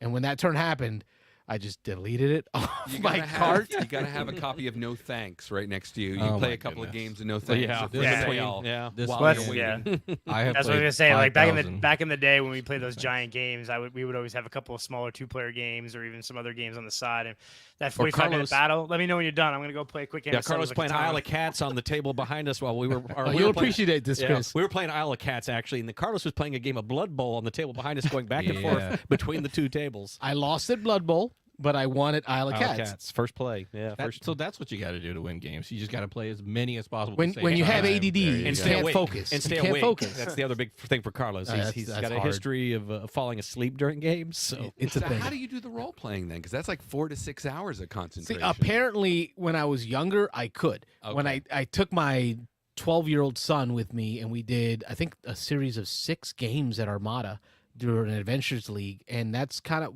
we were talking pre-show about this, the idea of saying I might be done with role-playing games Mhm. because I struggled to focus. I'm a person kind of like what Chris was talking about a little earlier, looking at his phone. Like I feel what's the word? Self-conscious about that. Like I feel that I'm disrespecting people when I play with my phone in front of them, and it was so hard to not do that during a role-playing game because it just took so long to get around to my turn. Right. So I don't know if I can continue to do that in the role-playing environment. Gotcha. That's why I try to keep, if I play as a DM, because I DM a lot, I try and keep my player count at 4 or less. Because the way I calculate it is if it takes someone 5 minutes to do their turn, and you've got 4 people going, that means they're technically only playing the game, like A quarter of the 15 time. minutes of the Yeah. entire hour? Yeah. 3 to 4 And- players max. Yeah, that's not really that enjoyable. So if you have 6 people going, I mean, that just cuts into that. And after a 6-hour session, you technically only played the game 30 minutes. Like, that's not fair. I there was combats where I rolled twice during an entire combat, and I mean, of course, I missed both. Of course. dice. Dice. One of the reasons I started moving into board games was simply that it was the time spent at the table, being able to enjoy something. With a board game, it was a shorter duration. If I wasn't having a good time, I could move on to a different game a couple hours later. That's one of the reasons that role playing started to not be right for me. So have you played a little game called Gloomhaven? This one right here. all the Played way the through. entire All the campaign. way through the campaign. I went all the way through. Me and my 2 other guys that are regulars on the Not group this here. guy though. We 2 years took us 2 years to get through the first one. We are about 7 or 8 scenarios into Frosthaven now. So yeah, good stuff. Gloomhaven was 3 years off and on, and we're probably about 7 or 8 sessions Okay, into about the same, yeah. Frosthaven. Yeah, nice. We Yeah, had to Rob invited me for one, and apparently I ticked everybody off. we told that story so He many got times voted on the off the show. island. Yeah, we didn't allow him to come back. Basically, he said he didn't want to come back, but I know he did. I was voted off the island. Yeah. Anyway, so Carlos did the thing where, as you know, in Gloomhaven, Frosthaven, if you've ever played, if you leave loot, once you beat the last enemy, the scenario just ends. So if there's loot on the ground, if there's chests you didn't find, you just don't get them. That game sucks. Wait, you don't just cheat and get the loot? No, just get the matter loot what? anyway. No. We don't play that. We play it straight. My group. So Carlos runs in. He's the bad guy. Me and I'm Nick. the Enoch. The name of the Inox, character. Enoch. Inox, That's who I am. Inox, yeah. So he's running in the final the boss that we're at the end of the thing. The only guy that's left on the board has 12 hit points left. Carlos is No. Nobody hit him yet. Oh, well, okay. 12. Nobody had He's got hit him 12 yet. hit points, whatever it was. We had just opened the door, and I was going first, baby. Yeah, so he runs in and he's like, "I'm gonna go hit the guy," and base 6 or whatever it was. He had 12 life points, and so Nick, there you go. So Nick, our buddy, there's a chest, of course, in the room. And so if you played much Gloomhaven, you always know where the big guy is, the final boss. There's always going to be a chest in there. So Nick is like, "You cannot attack that guy. I haven't had a chance to go in and get the chest yet." The whole thing is I was going to run in, I was going to grab the chest, then you were going to go hit the guy. Carson's like, no. He's got 12 life points. I can't beat him anyway. I'm only hit for a base of 6. Unless in this stack I draw my ×2. Carlos flips it over ×2, kill the guy. Nick, our very lovable but very anal gaming buddy. That's a word we could use. Yeah, He's gotten better. He about passed After out on dark. the floor. He It was is after dark. Yeah, he was. That was about it. Carlos was not asked. I thought he was back going after to that. take the beer out of my hand. Yeah.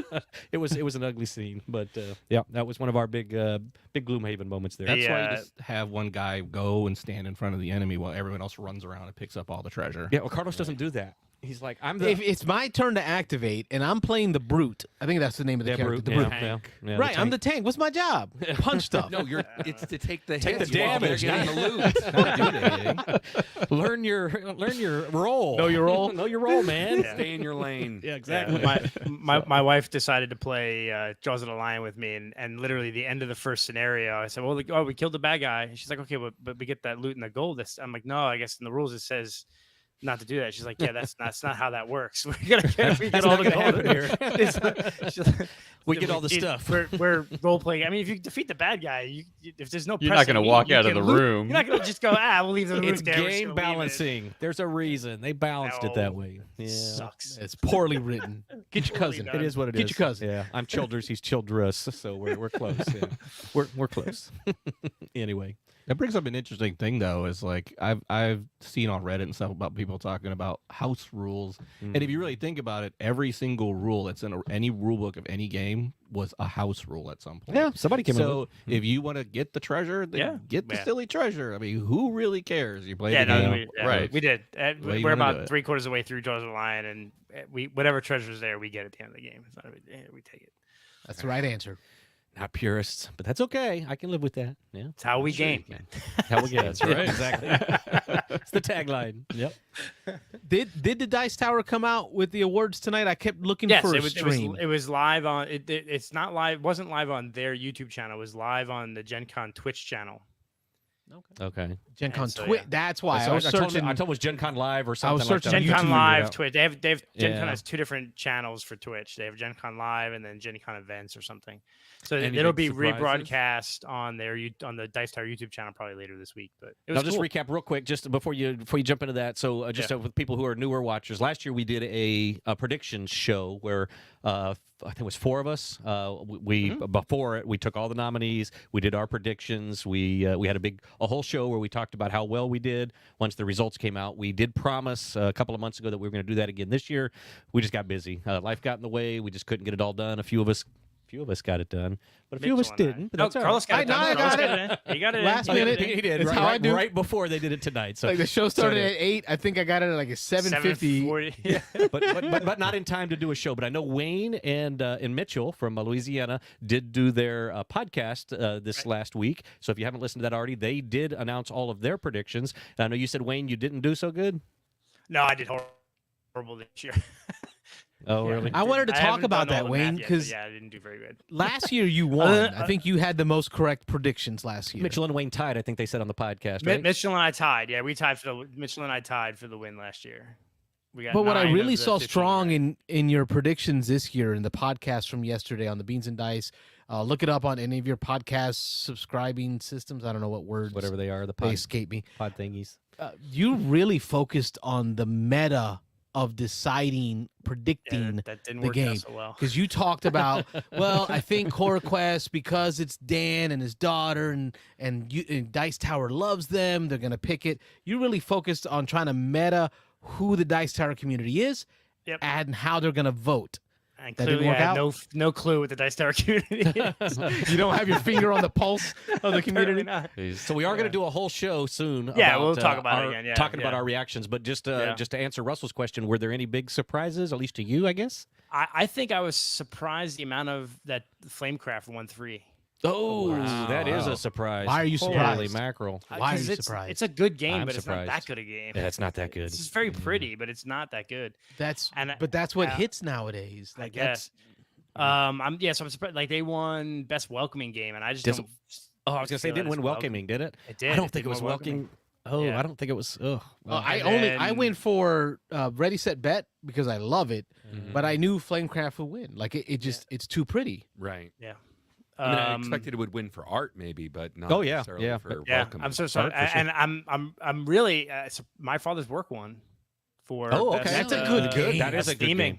Huh. That is a great game. I thought that was I had gonna a fly good under the- time yeah. playing that. Yeah, It's yeah, too. so it was good. It's long. Yeah. Longer than what I What did they win? probably Theme? would have. Theming, yeah. Yeah, Yeah, I think, makes sense. I think That's I might have cool. picked them for theme. Yeah. Yeah.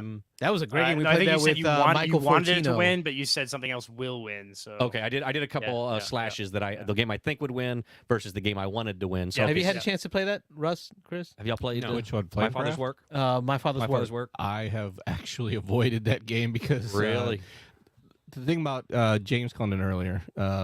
James brings in some of the best games I've ever seen, but my goodness, so the games that he brings in are intimidating. Oh yeah. And that's one of the ones that was a little too intimidating for me. It's long. It's Yeah. longer than probably what it should be. There's a lot of narrative, and you have to read just paragraphs and paragraphs of stuff. But if you like worker placement, it is a excellent worker placement game.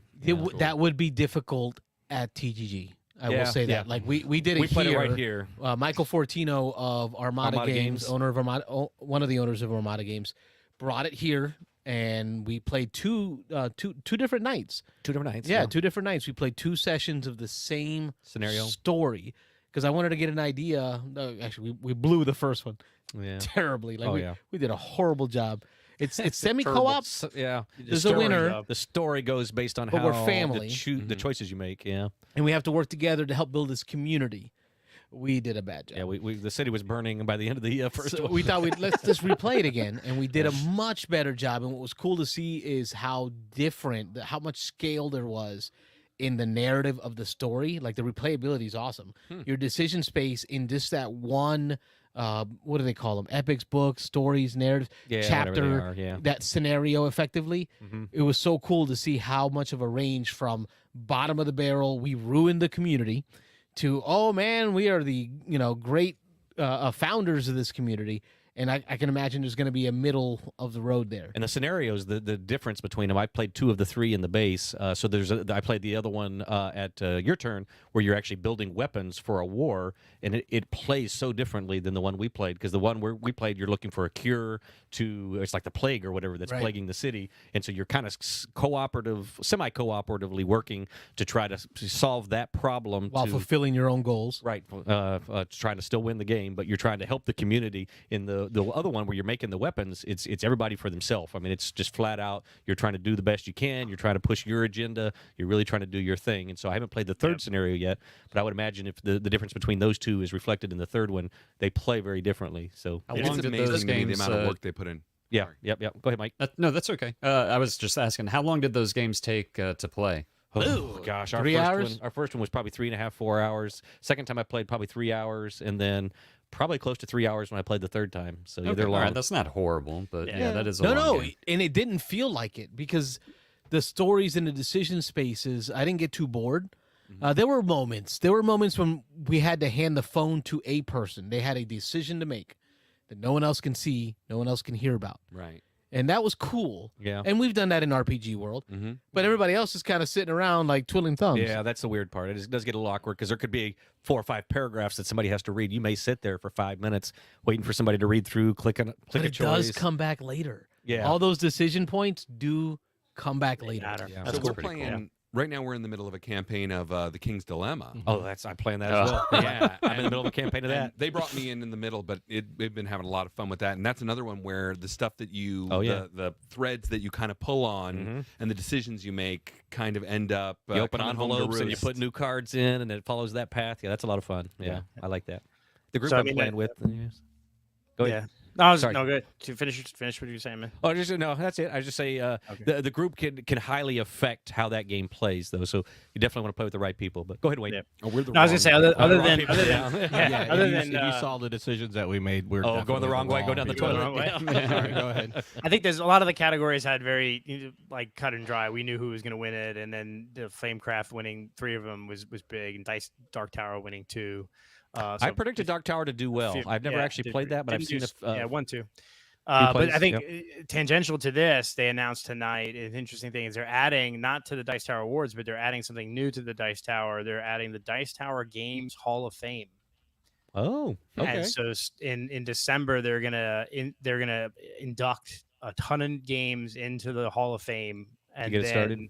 each year after that, if a game is at least 10 years old, it can be eligible to be voted into the Hall of Fame. So kind of like the NFL, like after you've been out for so long. So, this year is probably going to be, your Carcassones and your Ticket Tries and all those. And then after that, it's going to be once a game hits 10 years older, it can then be voted into the Dice Tower Hall of Fame. So you can have the Dice Tower Awards and the Dice Tower Hall of Fame going forward. So that's kind of cool. Wow. Some love for the older games because, me and my boring white dudes on a box cover. See, Wayne, you talked about when you went to different gaming club or events, how much trouble you had in like finding other players. And I wanted to say at that point, well, did you see the games you brought with you, bro? Yeah, Like, but they, you know what? They were not pretty games. Hey, look at the games that are top 5 on your list. They're all the games that I know. Castle Classics, of so there's a Burgundy, lot of them up there. Concordia. Yeah, exactly. Like the first year of getting to know Wayne, when he'd show up at events, he'd have his box and it had the generic All old, the out-of-print white games. German on the box. White dude on the Kalis, front. basically. Yeah. Right. Yeah, there you go. Yeah, Kalis, Unfriendly yeah. white guy. Yeah. Right, on the cover. And he's like, hey, I make brought fun these of me. games. Yeah. And we never touched them. And then all of a sudden we started, liking Wayne as a person. Oh. So once we liked him Yeah, as a that's person, we had to say, all right, let's play one of Wayne's games. Yeah. Yeah, they They're all good. started I know that shooting to the feeling. top of They're my good. Don't list. worry Yeah, about they are it, good games. A lot of those classics. Yeah. They're all good. I know that Rob, feeling with the Medici, Circadians. Castle. Circadians. It was that way Ooh, with Mike. Circadians good. I like Circadian. Oh, and I saw Mike. You posted an expansion coming to Circadians. Oh, it already delivered. Yeah. Oh, it already delivered. Oh, I already got it mixed in my base box, and went to I joined a new gaming group like just out of the blue. It was kind of weird how it happened. I was going to talk about it later, but I actually got it to the table. So Should we feel Oh, you did slighted? the expansion? yeah, absolutely, man. Well, talk about Is it. it good? Yeah, tell us about it. The funny thing is, we didn't play with the expansion, but Oh, you What played the the base hell? with no expansion. All right. Well, I mean, I was teaching somebody new, and I wasn't 100% sure. But the thing with the expansion is like the one board where you can go out and you make deals with the life, the aliens on the natives? planet. Yeah, it actually adds 2 more onto one on either side, and then you've got added positive and negative. Where you move the cylinders over if you're the first one to drop a certain die number or whatever, but then it added like a new board itself. It probably could have been easy enough to integrate, but due to the time constraints that the gaming group was going on, I just decided let's just do the base game for now, and it worked out. So yeah, That's fine. Sometimes you just want to go base when you're teaching new people. That's nothing wrong with that. yeah, absolutely. Talk about finding this new game group.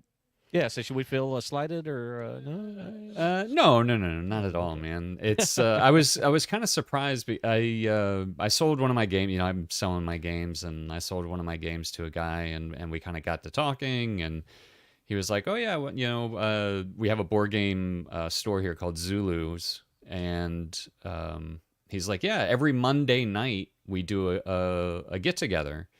And I was like, every Monday night? And he said, yeah, every Monday night, from like 5 to whenever the place closes, because they have like a separate building where they do this. And it happened to be Monday that I was selling the game to the guy. So I was like, oh, well, maybe I'll go check it out. And hopped on the Discord and, met a couple of people. Like that's what I was saying, like Discord, it's kind of crazy how fast you can meet people and build up a community.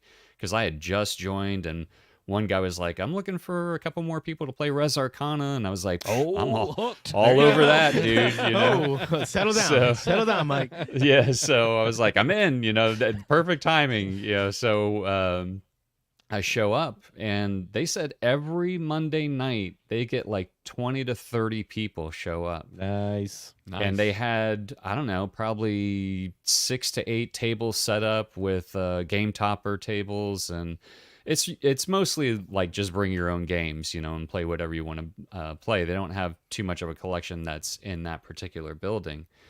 But the one funny story I was going to tell was the guy that said, who wants to play Res Arcana. There was one other person that also joined in, and that guy I thought I was good at Res Arcana. I don't think I'm great. I think I'm a good player. This guy wiped the floor with us so fast. We literally played 3 games of Res Arcana back to back to back in probably an hour and 15 minutes, hour and a half maybe. And this guy like just wiped us out every single game. And then the last game, like, you know, you have like the lands that are usually a lot of resources to purchase, you know, in the center. In the first round, he had already purchased 2 of them. Oh, And it was just like, That's and crazy. as soon as he did that, we're like, well, Alan, you've already won the game on this one. You know, we're going to finish the game out. Let's but- reset this and play again. Yeah. And, you know, with the, I like that. Well, Alan.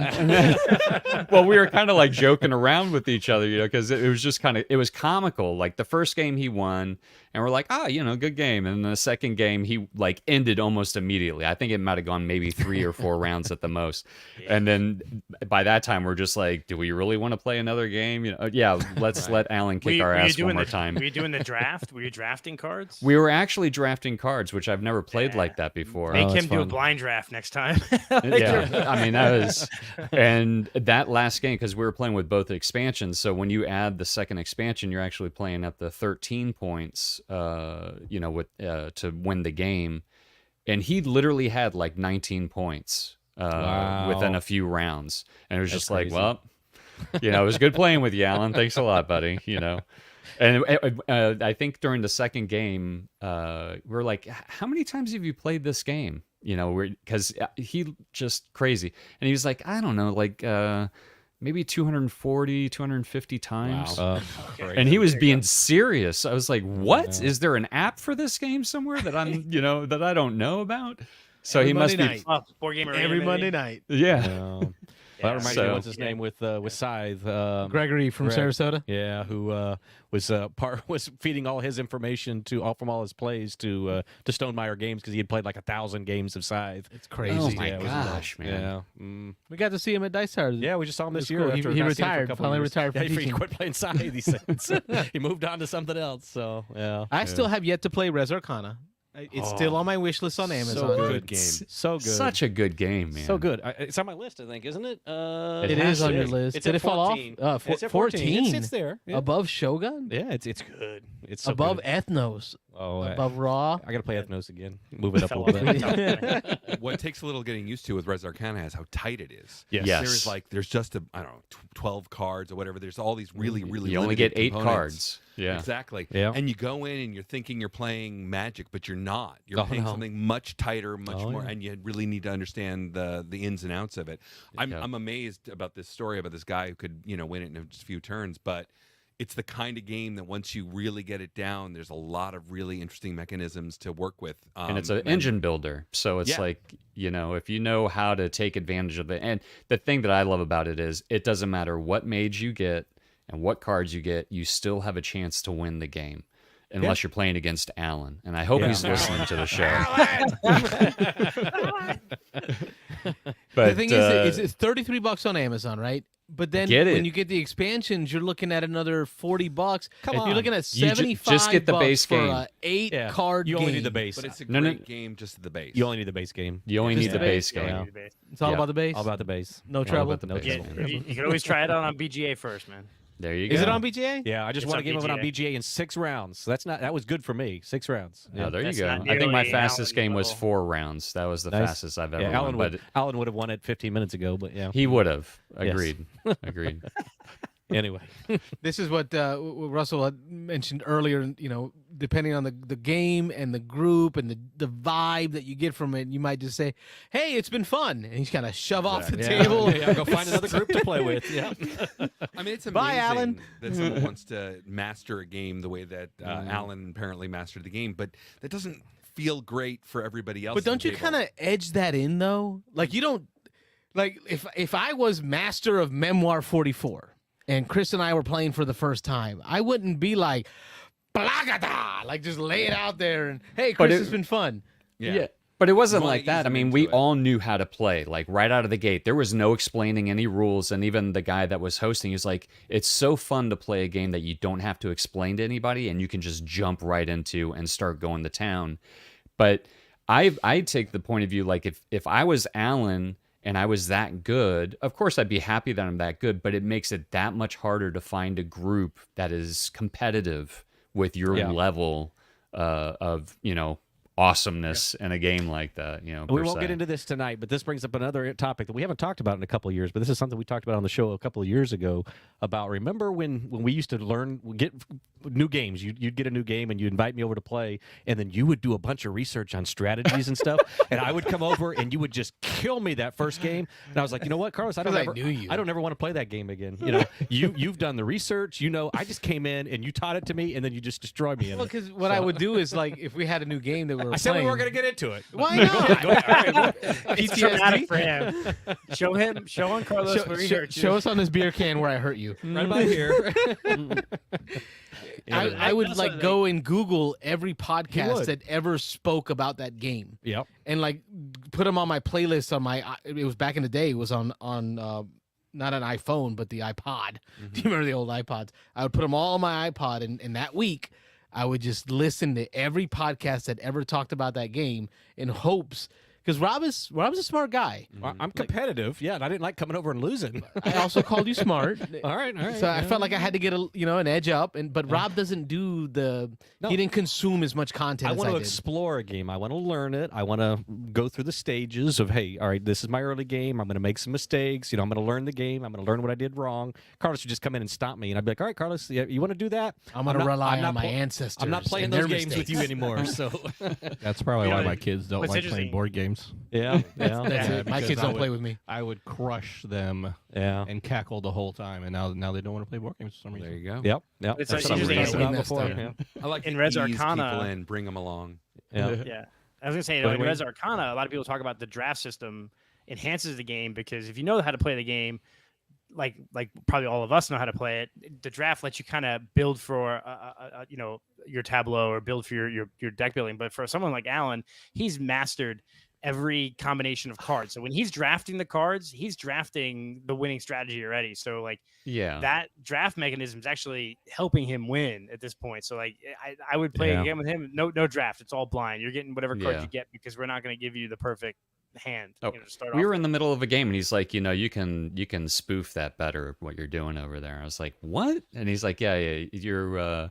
He was You like, gotta tap instead the of doing thing that before you do move, the you other want to do thing. this, and then you Yeah. can just keep spamming and keep churning out resources.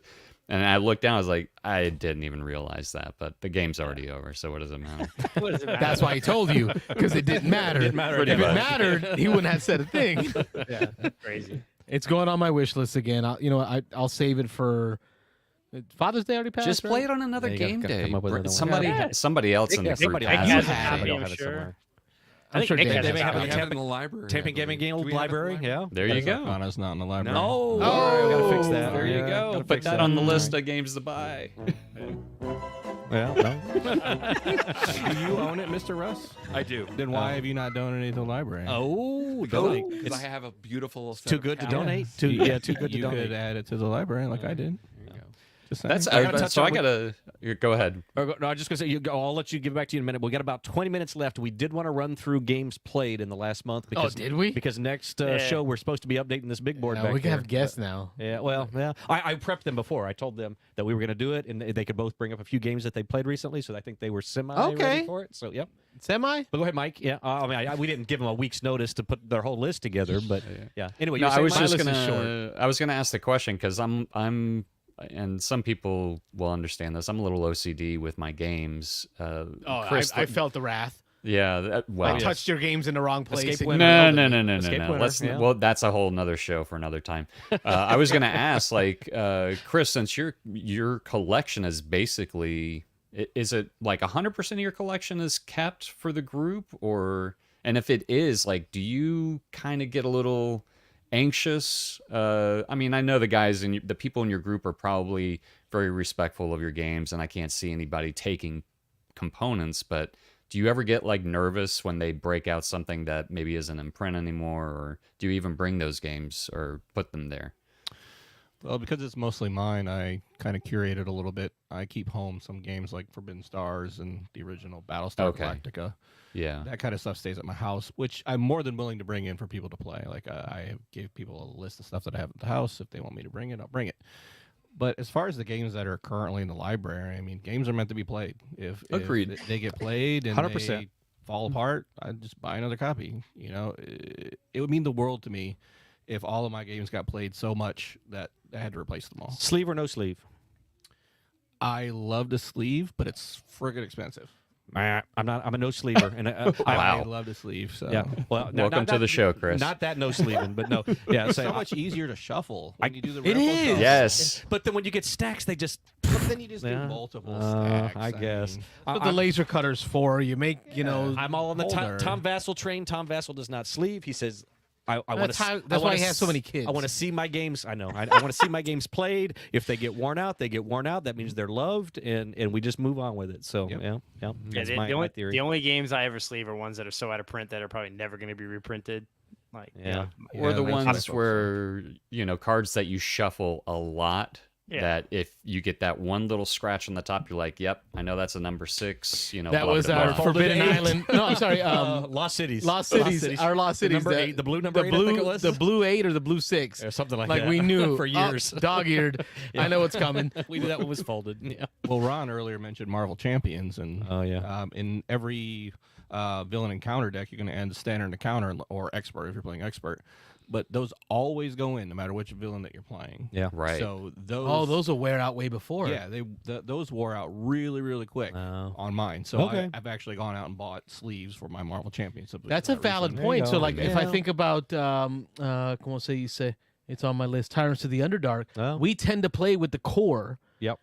way more. Yeah. Those Right. first 2 starter The- decks. Yeah. And the kind of the beginner decks to play with. The ones they recommend. Yeah. Right. We tend to play with those a lot because we always teach the Teach them game. new people. But yeah. once we start adding in those new ones, Yeah, they're a little Yeah. shinier. They're gonna be- Yeah. you're going to see it at the top of your deck. Who cares? I mean, you're really looking to see. Oh, that one's gonna be from the new one. That's gonna be for the new ones. Yeah. Whatever. Just play the game. If Yeah. somebody could make sleeves that can reproduce the linen finish feel, they would be a millionaire, man. To me, I only sleeve because I'm worried about like exactly that. Like, now I know what card that is that's coming up or whatever. But I love the feel of a card, like a good linen finish card. Man, I love that. But the sleeves do ruin that portion of it for me. But it's one or I think the other. closest I got was the company that took over for Fantasy Flight. What's the name of the brand of the cards they make now? It's not the Dragon Shield or Not Dragon Shield. You're not talking Mayday, right? No, I can't remember the name of the company right now. Sleeve but they, games. no, it's not them. It's by Asmodee, right? So Asmodee took over Fantasy Oh, I Flight. know which one Fantasy you're talking Flight about. Yeah, got yeah. away from their line of card sleeves, which I love their sleeves, but they have a mat, and that mat has a really good feel. Matte and, finish. Yep, and they kind of stack up better. They don't slide off as much. Okay. Yeah. But man, it just makes it hard to read the text on the cards because that mat kind of adds a blur a little bit, kind of like a little Yeah, fuzz like a to it. haze, Yeah. Yeah, like a haze. Like as much as I love the feel and the texture of those card sleeves, it's that blurriness. It might work on the Stonemeyer good for your eyesight cards, The ones that aren't the selling. new ones that aren't that selling. Jamie's not happy about. Yeah. But the standard like wingspan cards, it's hard to read that Right. small text. Yeah. But I did turn off the phone, so I'm gonna let you all know home. I turned off the phone lines because Rob has committed us to talking about our Yep. July games, We and got- we are gonna do We that. got to do it. We've been saying for a month we were going to do it. We're going to do it Yeah. now. So what I will say is, folks, what we'll attempt to do here is to provide you our list of what we played in the month of July, and then maybe highlight one or two of the ones that we really liked, and then next month next week, Yeah. we'll tell you which one of those made it to our ranking boards, our top 20 ranking And boards. as people have been doing over the last week, I appreciate everybody kicking in on the Discord.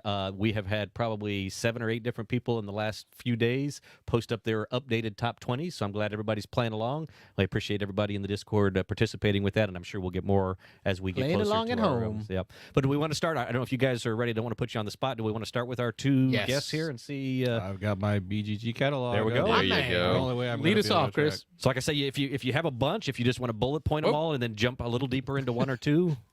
I'll just mention a few from Okay. Dice Tower. Let's see here. I've played String Railway, which me and my wife Is that the really one that with enjoy. the little yarn Mhm. that you have to actually you have a lay? map like this, and you actually lay down locations and have little string railways. I mean, I don't know if I've ever heard of that one. I've heard of it. Have you? it's Huh? really enjoyable. It's one of the ones I like playing because it's in the Dice Tower library. Cool. So Okay. I've recently introduced my wife to it, and she enjoyed it. So hopefully we'll add it to our yearly plays. Nice. Played Suburbia. I think everyone knows Suburbia. It's a good one. Forbidden Stars. There you Did go. you get to play? Yes, I was able to get to the table, and everyone actually stayed for the entire game, which was surprising. How often do you play that? I'm just curious. Do you play it monthly, yearly? Oh, I Once would a love year, to I play think. it Once a year. monthly. I'd love to play That's it my yearly. rule with TI4. But yeah, go ahead. Once a year. Yeah. And surprisingly, Susie won, right? Yeah. Yeah. So my wife actually won Okay. because the other three people, myself and two other gentlemen that were playing, we all fought ourselves. And my wife was like, you know what? I'm just going to go win while you guys all kill each other. That's the Rob strategy. That's me. I turtle and yeah. She played a passive orc army. Okay. no. Passive orc. Yeah, I That's know, an right? oxymoron. Yeah, Passive exactly. orc. Yeah. She had the smallest army on the board. The green tidal pool, not the green Yeah, wave. no, she- No. walk around and won. We're like, wait a minute, she's got all of the win, all the stuff she needs to win, and we all kind of look over, and she just was like, yeah, all right, well, congratulations. At least there weren't any 45-minute battles. I'm very, yeah, there's still that. I'm sure there was. Yeah. I'm very proud of you, honey. I love you. We played the crypto as well. Nice. I was looking at that one on Amazon, Decrypto, because I want to get some more word games. Would you put that up above like Just One, above Code Names, or I definitely wouldn't put it above Just One. Just One's probably one of my favorite party games. Word because games. I have never been in a party group that played Just One, and everyone at the table It didn't always Didn't have works. fun. Yeah. It's always a good time. Decrypto isn't going to do that? Your I- crypto's a lot harder to learn. Yeah. There it is, It's a lot yeah. more rules. It- Yeah. It's not necessarily hard to learn; it's hard to teach. It Yeah. is. It's hard to explain. Yep. It's one of those games. I actually taught it like 2-3 weeks ago, and I said to everybody, "You're just gonna have to trust me. I'm just gonna show you. Yeah. I'm gonna tell you what to do. You're gonna do it, and within one round, you're gonna understand the game. But don't ask me to explain what you're doing until you've done it one round through." That's an interesting way. Yeah. Shh. Yes. Don't talk. Don't say nothing. Don't say nothing. Green Team wins. Have y'all played that one? Green Team wins yet? No, I haven't. Oh, Oh, a it's so really good one. good. It's- Save it for your Very list, Robert. simple. Save it for your list. I didn't play it. Well, Oh, no, actually, I did. I Wayne played it did. at Dice Tower. Yeah, we Wayne played it at did. Dice Tower. Let's Sorry. save it for your list. Anyway, go. All right, keep going. My wife and I have been eyeing Watergate, and we actually were able to get that to the table. We enjoyed it so much because we played it from the Dice Tower library. I have it Picked here. up. I've been wanting to play We with my haven't played it. wife. My Haven't wife played and it I yet. play a lot of two-player It's- games. It's pretty fun. Is it good? It's asymmetrical, obviously, because two different sides. But yeah, it was very enjoyable. Is it as cutthroat as like Duel, Seven Wonders Duel? Yeah. Okay. It's pretty cutthroat. Yeah. So Because I do no. like going to sleep with both eyes So no closed. with the wife on that one. Yeah. I might get stabbed. But Yeah. we both enjoyed it a lot. Also, another one of my favorites that my buddy introduced me to is Root. Okay. Yeah. Root is a lot of fun, especially when you can get 4 players that actually know how to play the game. Mhm. Tiny Towns and Picture Perfect. Picture Perfect is a very light game if you've never played it. But I think the best thing about Picture Perfect is when you play it, you actually take a picture of your board state, and that's how you That's score cool. your points. And so you use your phone to do that. Tom taught me that one at the retreat 2 years ago. That was nice. Right after it came Arcane out. Wonders. Yeah. And last but not least, I recently played for the first time, and you can thank Mr. Odak for that, Jim Odak. I went out and bought this during Dice Tower. Must be a having big never one? Played it. Must be a big one. Hegemony. Oh Yeah. Oh, wow. He keeps trying He's to get offered us to play it here Yeah. on stream. We're gonna play. Yeah. Hegemony, if I could describe it, would be if Root and Captains of Industry had a love child. Okay. It's 4 different asymmetrical factions, so to speak, playing, and there are resources inside the game that the players set their prices to. And I really enjoyed that one. Okay. It was a risk me going out and buy it. I paid a full $80 at the flea market for it, Okay. and recently played it for the first time, and it was great. I'll definitely play it again. A lot of people seem to like it, but a lot of people keep saying that just take an economics class. It's the same thing as playing hegemony. So I don't know, but yeah. I mean, the capitalists want to make a boatload of money. Yeah. The worker class, they want to have stuff. Yeah. The or middle class wants to be somewhere in the middle, and the state just wants to give stuff away to everyone. Of course. Yeah. Cool. All right. So that's Chris's list. How about you, All Russell? right. Let's see. Last night I was playing Thunder Road Vendetta. Oh, that's on my wish We list. gotta play that. Oh, we it's didn't get it fun. in at. Is it at the Dice Tower. library, Yeah. TGG? It is not. It is not. Well, I But say a couple of the members have. We it. didn't get it in at Dice Tower. Did you play, Wayne? Yeah, I did. Yeah, I played it. It's Yeah, I good. thought so. Yeah. It is. It is dice chucking chaos. Yeah. Yeah, you have and- to just be a jerk. You have to just try to kill Yeah. everybody. It just- Well, the on the box it says the road is paved with bad intentions. Oh yeah. Well, there you Yeah, go. they That mean just it. explains it all. Yeah. Yeah, and it's chaotic, and there's player elimination. In fact, you have to eliminate someone before Oh, you'll yeah. even get the finish line Yeah. to appear To so come up. Yeah. It's crazy, but if you can can stand that kind of. We got to play randomness. it. Yeah, I hate dice, but I got to play it. Yeah. The good thing And I about that would game say- is it doesn't last that long. So yeah, it's Right. brutal and you're gonna get crushed and everyone tries to kill everyone, but it only lasts 30-40 minutes. You have to be with a group where you can die and laugh. If you Okay. can't, if they're going to get upset and been out of shape, No, that's not that game. no, it's Yeah. not, wrong game for them. Last night I also learned Merlin, which I mentioned. I got to which play was that. I felt might play it good. Saturday. Yeah, Yeah. I enjoyed that.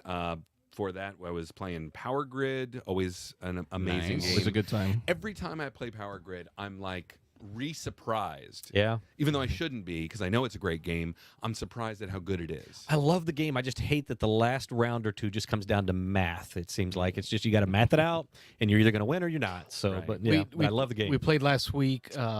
Manhattan Project, Energy Empire, Mm-hmm. and I got a lot of the better one. feels So good. of Power Grid, Power like the Grid. whole building my power station and supplying power, but with a lot less math. Yeah. But you've played both, and you Yes. still love Power Grid. Like I said, every time I come back to it, I'm like, God, this game is so good. It is good. Yeah. It's a really good game, and I was playing it with some new folks at the club, and they loved it. It was Good. Cool. fantastic. I played a new one, Caesar's Empire. Okay. which- Oh, we've played that's that. my jam. Yeah, he's got and that's incredibly fun for Isn't being it? as light as it Somewhere, is, yeah. right? There's a lot going on there. It's really Chris really Yee good. isn't wrong. That is a No, It's a he's good right. game. 10 Yeah. out of 10. He gave it. It's good. Yeah, I wouldn't call it a 10 out of 10, but it was good. It was good. Yeah. Yeah. Well, it's one of those a lot of bang for your buck. Yes. Sure. Yeah. I You're can getting agree a with that. lot of fun Yep. out of what is 30, 40 minutes at most. Yeah, I'd agree. It's Really easy to good. teach, easy to play. Trying Yeah. to collect a lot of a few different resources and a diversity of resources Right, and fighting for routes. I mean, and you don't want to help someone too much. You're like, oh no, and then you got the runaway people, and you're like, don't let Rob run away with that route because every Right. time he triggers that route, he's gonna get a bunch of points. But you don't want to stop. You want somebody else to stop. 'em. yes, Yeah. to all of that in this like 30-40 minute light family weight game. I was so happy, so pleasantly surprised when I played it. I was Robert doesn't believe me, but it's a good game. It's It's a a really good good game. It was It's on the good. board. It's It was on good. my board. It's good. It's not big board, but couple of other games this month. Scythe. Okay. Just enjoyed Scythe. Nice. Yep. Picked that up at the flea market. I traded actually for that. Wavelength, which is a really good party game. Never played Oh, that one. yeah. Yeah. A lot of fun. I played that one with you. Yeah, Dice that was Tower. good. It was a good game. I actually went out and bought it after playing it with Did you? Yeah. Oh, cool. And that's my games. I saw it on sale, I think at Target, Wavelength. I've been thinking about it, but Well, just one if you don't have that is a better party I got game. Okay. Yeah. But Wavelength is a lot of fun, and you get to learn a little bit about your friends. Nice. we'll go West Coast. West Coast, July gameplays. July gameplays. Well, I told you this past Monday I played Circadian's first light. Slide him over. Make Mike big. Oh, I got it. Yeah. I'll wiggle them. Wiggle Mike. Make him big. Make them bigger. There we go. Got my butt handed to me in Res Arcana a couple of times. Alan!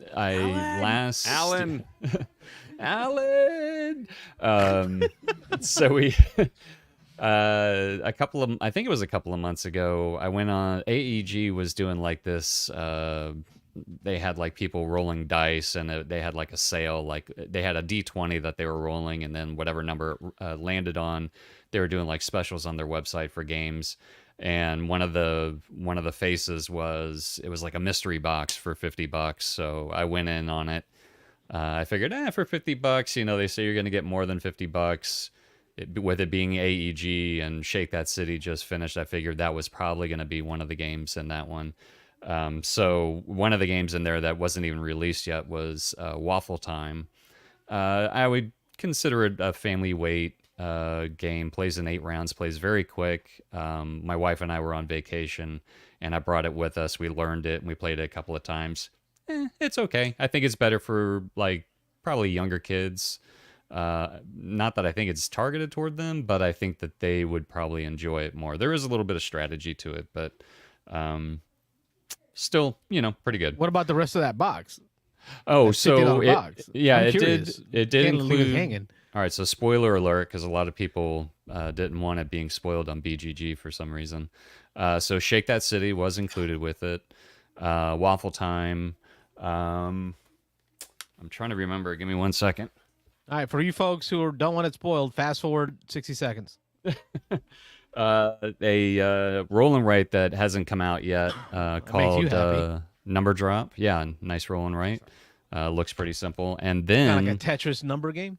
yeah, and like that. then From this one hasn't been in print for a while, and the guy that was running this, whoever was at AEG, this is from his personal collection, but it's Adventure Time Love Letter. And Ooh, that's kind of cool. yeah, this is, I mean, before he released a whole bunch of them into the market, like this game is going for $80 online. It was worth the $50. Right. So I figured, it's pretty cool. I don't own a love letter game, and I've always wanted to, but I really didn't want to kind of put the money into it. So I figured, $8.99 on Amazon. Damn, Mike. People are people. Oh no, well, I mean, it was. I don't know if that's new pricing or whatever. I mean, it is what it is. But no, I'm anyway. talking about like you wanted love letter. Any love letter cost you like $9. You could have got one for $10 probably. It's like one of those games for me. Like, yeah, I'd like to learn it, but if I got it free after buying a game from somebody online, I'd take it definitely and learn it. For the first time, I know this is going to make me sound like a non-gamer, but I played Jamaica for the first time with the family. Good game. It's a fun racing game. I think it's a deal of the day on Boardlandia today. Is it really? They have it for 33. I thought about picking it up for 33. I just taught it a couple weeks ago. Yeah. Yeah, it's a fun game. And also, my wife and I, our oldest son and his family moved up to Washington last month. Yeah. And we've got a couple of grandkids, 9 and 5. So it was kind of like, it was fun to play with them because they played a ton as a family, So Jamaica was a good one. Played a bunch of Uno because of the kids. Played a bunch of Age of War, which they all love chucking the dice. Apparently, that game was originally, and I learned this from the Tom Vassell this past week. He talked about Risk, the card game that just came out. Yeah. But apparently, Age of War was a Risk dice game. Risk, the dice game, Oh, was interesting. Age of War, and then FFG rethemed it into Age of War. Are you familiar with Age of Have War? y'all played Age of War? No. Oh, it's small Great little box dice game. It's in the library. Is it? That's a really small good box. game. Yeah, it's this little white box. Dice Yep. chucker. No. It's good. It's really good. You think I actually play the games that I own? Come on. No, he just curates the collection. He wouldn't be a real gamer if he played all his games. So wrapping up real quick, I played Glory to Rome for the first time. Ride Ship Trick, which is from the same creator that did Three Chip Trick. Played Doom, a 12 game of chip conquest and diplomacy, which is the first time playing that. 12 And chip then trick, you're right. I'll end it on La Famiglia, the Great Mafia War, which that's probably I think my third or fourth time playing that game. You've been talking about that game. Is it still good? Man, I love that game. I think it's going to go up on my list. Now Is it? it's already on my list. I think it's going to go up a notch or two Higher?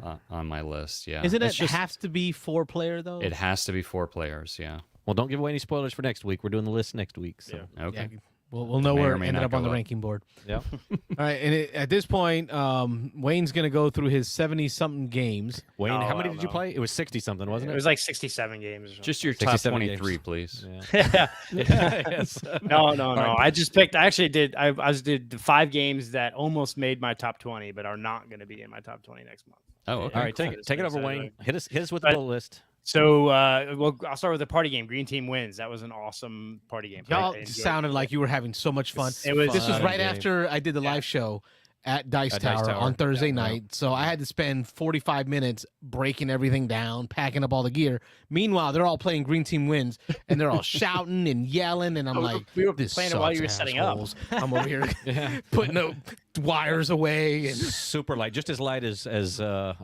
just one. Yeah. Just as light as that. You can explain it in 2 minutes. You can play with basically, as Wayne said on the podcast, almost an infinite number of people. They only give you like 10 boards in the thing, but everybody could just get a dry erase marker and you can play with as many just people super as you want. fun. I think like with just one, it's like it's everyone puts in a word and then one person has to guess. Whereas with Green Team Wins, it's everyone is arguing back and forth on why it was just dumb. Like I think the one on the podcast I talked about is like Jennifer blank, and everyone had to write down what it would be. So half our group put Jennifer Aniston, the other half put Jennifer Lopez, and then everyone had to argue over why they chose that Jennifer, which was great. It was just a fun game. We had like I don't know, 10 or 12 people, and it was a lot of fun.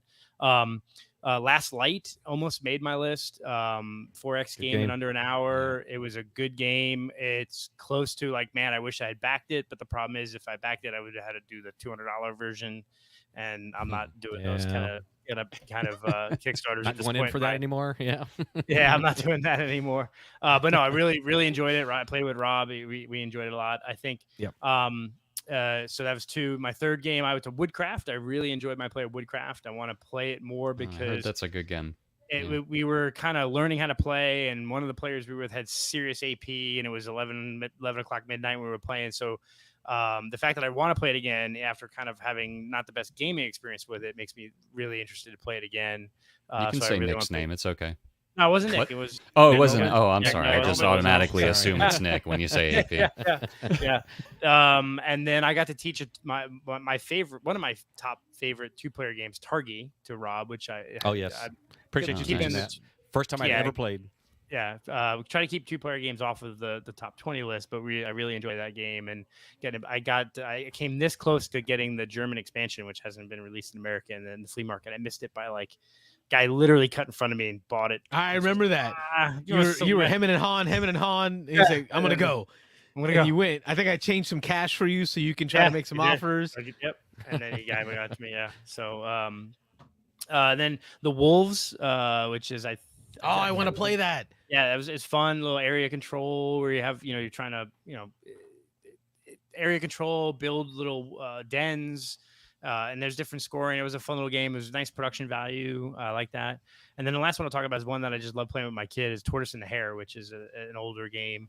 It's a really cool racing game where it's, the tortoise, the hare, there's a werewolf, the rabbit, whatever. And they're all trying to, you create a racetrack and you're betting and then playing cards to move them. And each of the characters have different move abilities.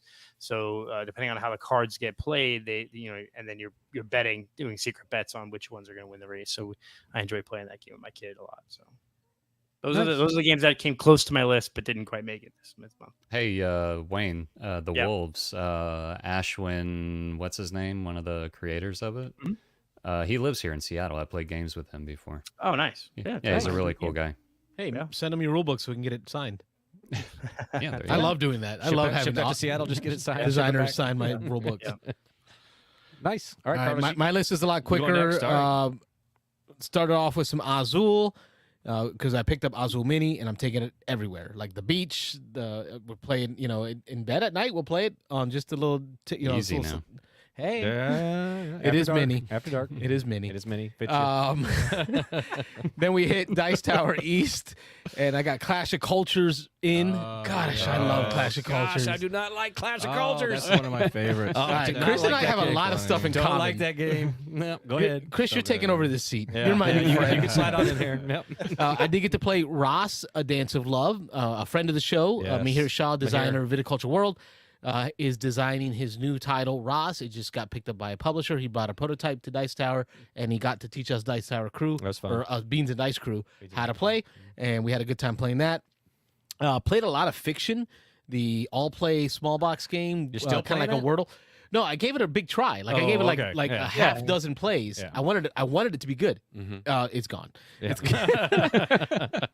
Got to play some One Night Ultimate Werewolf. That was fun. Quacks of Quedlinburg because I picked up all the special tokens at Dice Tower. Those were like my big blowout purchase at Dice Tower. Found a copy of Hadara at the flea market from the vendor next to me. Holy crap, that game is amazing. Yeah, I'm playing a lot of it and I'm loving it. Draftosaurus was hitting the table in the hotel room at night. After the con was over, we stayed after the con with the family to enjoy the resort. You have the expansions for that one? I don't. I saw them on the Amazon Prime Day, and I thought about it. I mentioned it because of you, Wayne, right? Oh, that's right. Wayne picked them up on the Amazon Prime Day. And then they canceled my order, the jackasses. I got mine in. They made it to Seattle. Nice. And to add insult to injury, I still haven't got my goddamn refund from the games yet. 25 days, and Amazon hasn't refunded my money. That's funny. Got to play some Mountain Goats with the expansion because all play was at Dice Tower, so I was able to pick up the new expansion to Mountain Goats. Taught it to my in-laws, and they're not big gamers at all. right? But man, they had a great time. Mother-in-law and father-in-law, they had a great time playing it. Because I hated fiction so much and I wanted another word game, I picked up Codenames Duet. So I played some of that and liked it much better.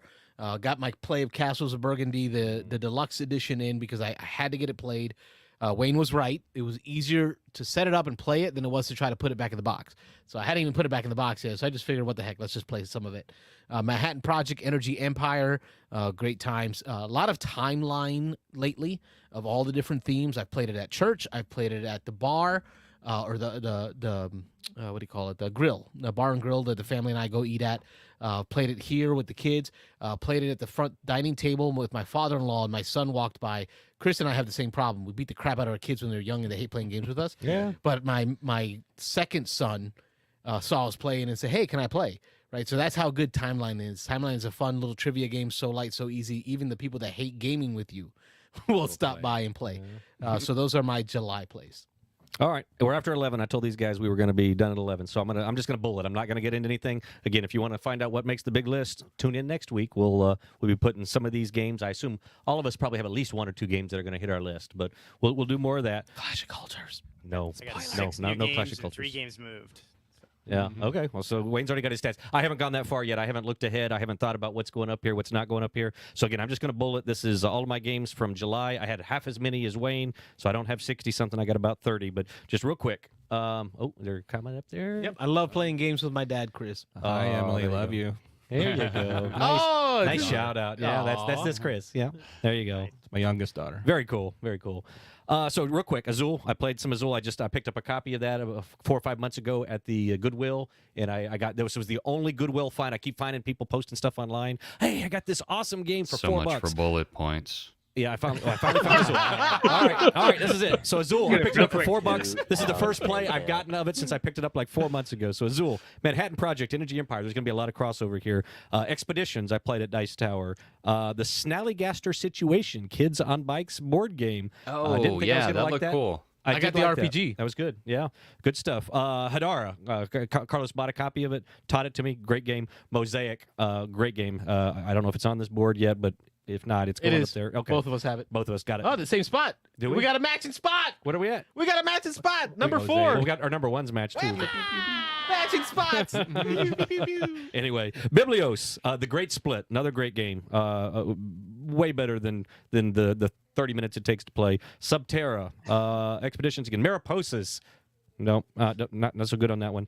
Heat. I'm sorry, not Hit. Heat. War of the Ring, the card game. After the Empire. Sushi Go Party. Camel Up. First time I'd ever played Camel Up. I know that's embarrassing also. I shouldn't be able to call myself a gamer. Last Light. Wayne mentioned we played that at Dice Tower. Great game. I love that one. Revive. Awesome game. Really, really liked Revive. Ready, Set, Bet. Marvel Champions. Ron taught me Marvel Champions at Dice Tower, so that was the first time I'd ever played that. Robot Quest Arena. The Crew. We broke that out and played through the first 5 or 6 scenarios Nice. of The Crew at Dice Tower. Oh, somebody else up there? My son. Oh, your son. Very nice. Not to be undone. Yeah, you got to get in That there. Russ guy. One of my 3 kids better put something up there in a minute. Yeah, all right. I Yeah. wish I had a dad. It's not a competition. Yeah, that's another story. Piraten Billiard. Oh, that's right. I did play that. man. Dexterity game. I didn't even write it down. So strange. on, It was so Yeah. stupid. We whacked that ball around for about 30 minutes, and I won't get into this story. Tom and his kids were there, and we were using some lovely language, and Tom kind of moved his kids away, so I felt bad after that. But anyway, Tiny Epic Galaxies, a great game, even though some people did not like that one so much. Oh, I But love that at the table here, yeah, we're loving that. Targi, I appreciate you teaching me that, Wayne. That's first time I've been wanting to play that for years. Another game I've wanted to play for years that Ron taught me at Dice Tower, Atlantis Rising. Great game. Oh, yeah. Really liked Atlantis Rising. Love First that time game. First time I'd ever played. Comic Hunters. Wayne, great game. Wayne brought us a copy from Brazil. So a great game. They're loving Comic Hunters. Have y'all played Comic Hunters yet? Oh, if you love auction style games, there's 4 different types of auctions in it. It's incredible, but it's only in Brazil right now, so it's really It's hard all to get. based Have you on the played- Marvel comics. Have you played modern art? I have not. I have. Okay. Yeah, I got to play modern art. Yeah, All right. that's definitely because I'm a Euro gamer. I shouldn't be able to call myself a Euro gamer without playing some of those classics. But First Rat, another one Wayne introduced me to. Great game, Wayne. We got to play that again soon. Yeah, Appreciate that. Imperial Miners. We got to test that from Ignacy Trevicek. How many games you got? Oh, yeah, only a few more. I said it was 30. I said it was 30-ish. It was I Dice gotta Tower. work tomorrow. It was Dice Tower. Yeah, man. Come Like on. Taco Bell's closing, man. I narrowed my 60 down to 5, man. I'm just bullet pointing them. Aquatica, Unmatched, The Great Wall, Trailblazers, Arc Nova, Destinies, Sushi Go, Spend Some for Dim Sum, and Splendor. That's it. 2 hours That's it. I'm later. done. That's it. Yeah. All right, folks. Well, that's it. That's our show. We want to thank Russell, Chris, for joining us from the Tampa Gaming Guild. Thanks for having let us, the guys. folks know the website again, where they can find you. TampaGamingGuild.org. We have all the information on there. Yep. For the One Voice event, TampaGamingGuild.org/1voice, the number one. That's right. Don't forget, they're doing the big collection of games for kids 5 to 12 years old. Think mass market, think light, and must be in shrink. They're going to be collecting those at the shop. They also have a link for the Amazon wish list where you can purchase games on your behalf and send them to you, right? Correct. I love Wayne's idea that we'll try to do something with Beans and Dice. So our listeners here local, Wayne will put something together, put it on our Discord. We'll try to get a collection together, and then we can donate our collection to their collection, and then make it one big donation. That's So, awesome. Yeah, Thanks, that'd be Good, good. you guys. Yeah. Thank you for joining us. I'm Thank you for having Carlos. us. I'm Rob. Oh, you're not going around the table over there? I'm Mike. I'm Wayne. And we're the Beans and Dice Podcast, a podcast about How we game? Game. Thanks for everybody. watching. Thanks, everybody. Thanks Hi, for guys. watching the Beans and Dice podcast. Don't forget to like and subscribe. Just bullet points. Real quick.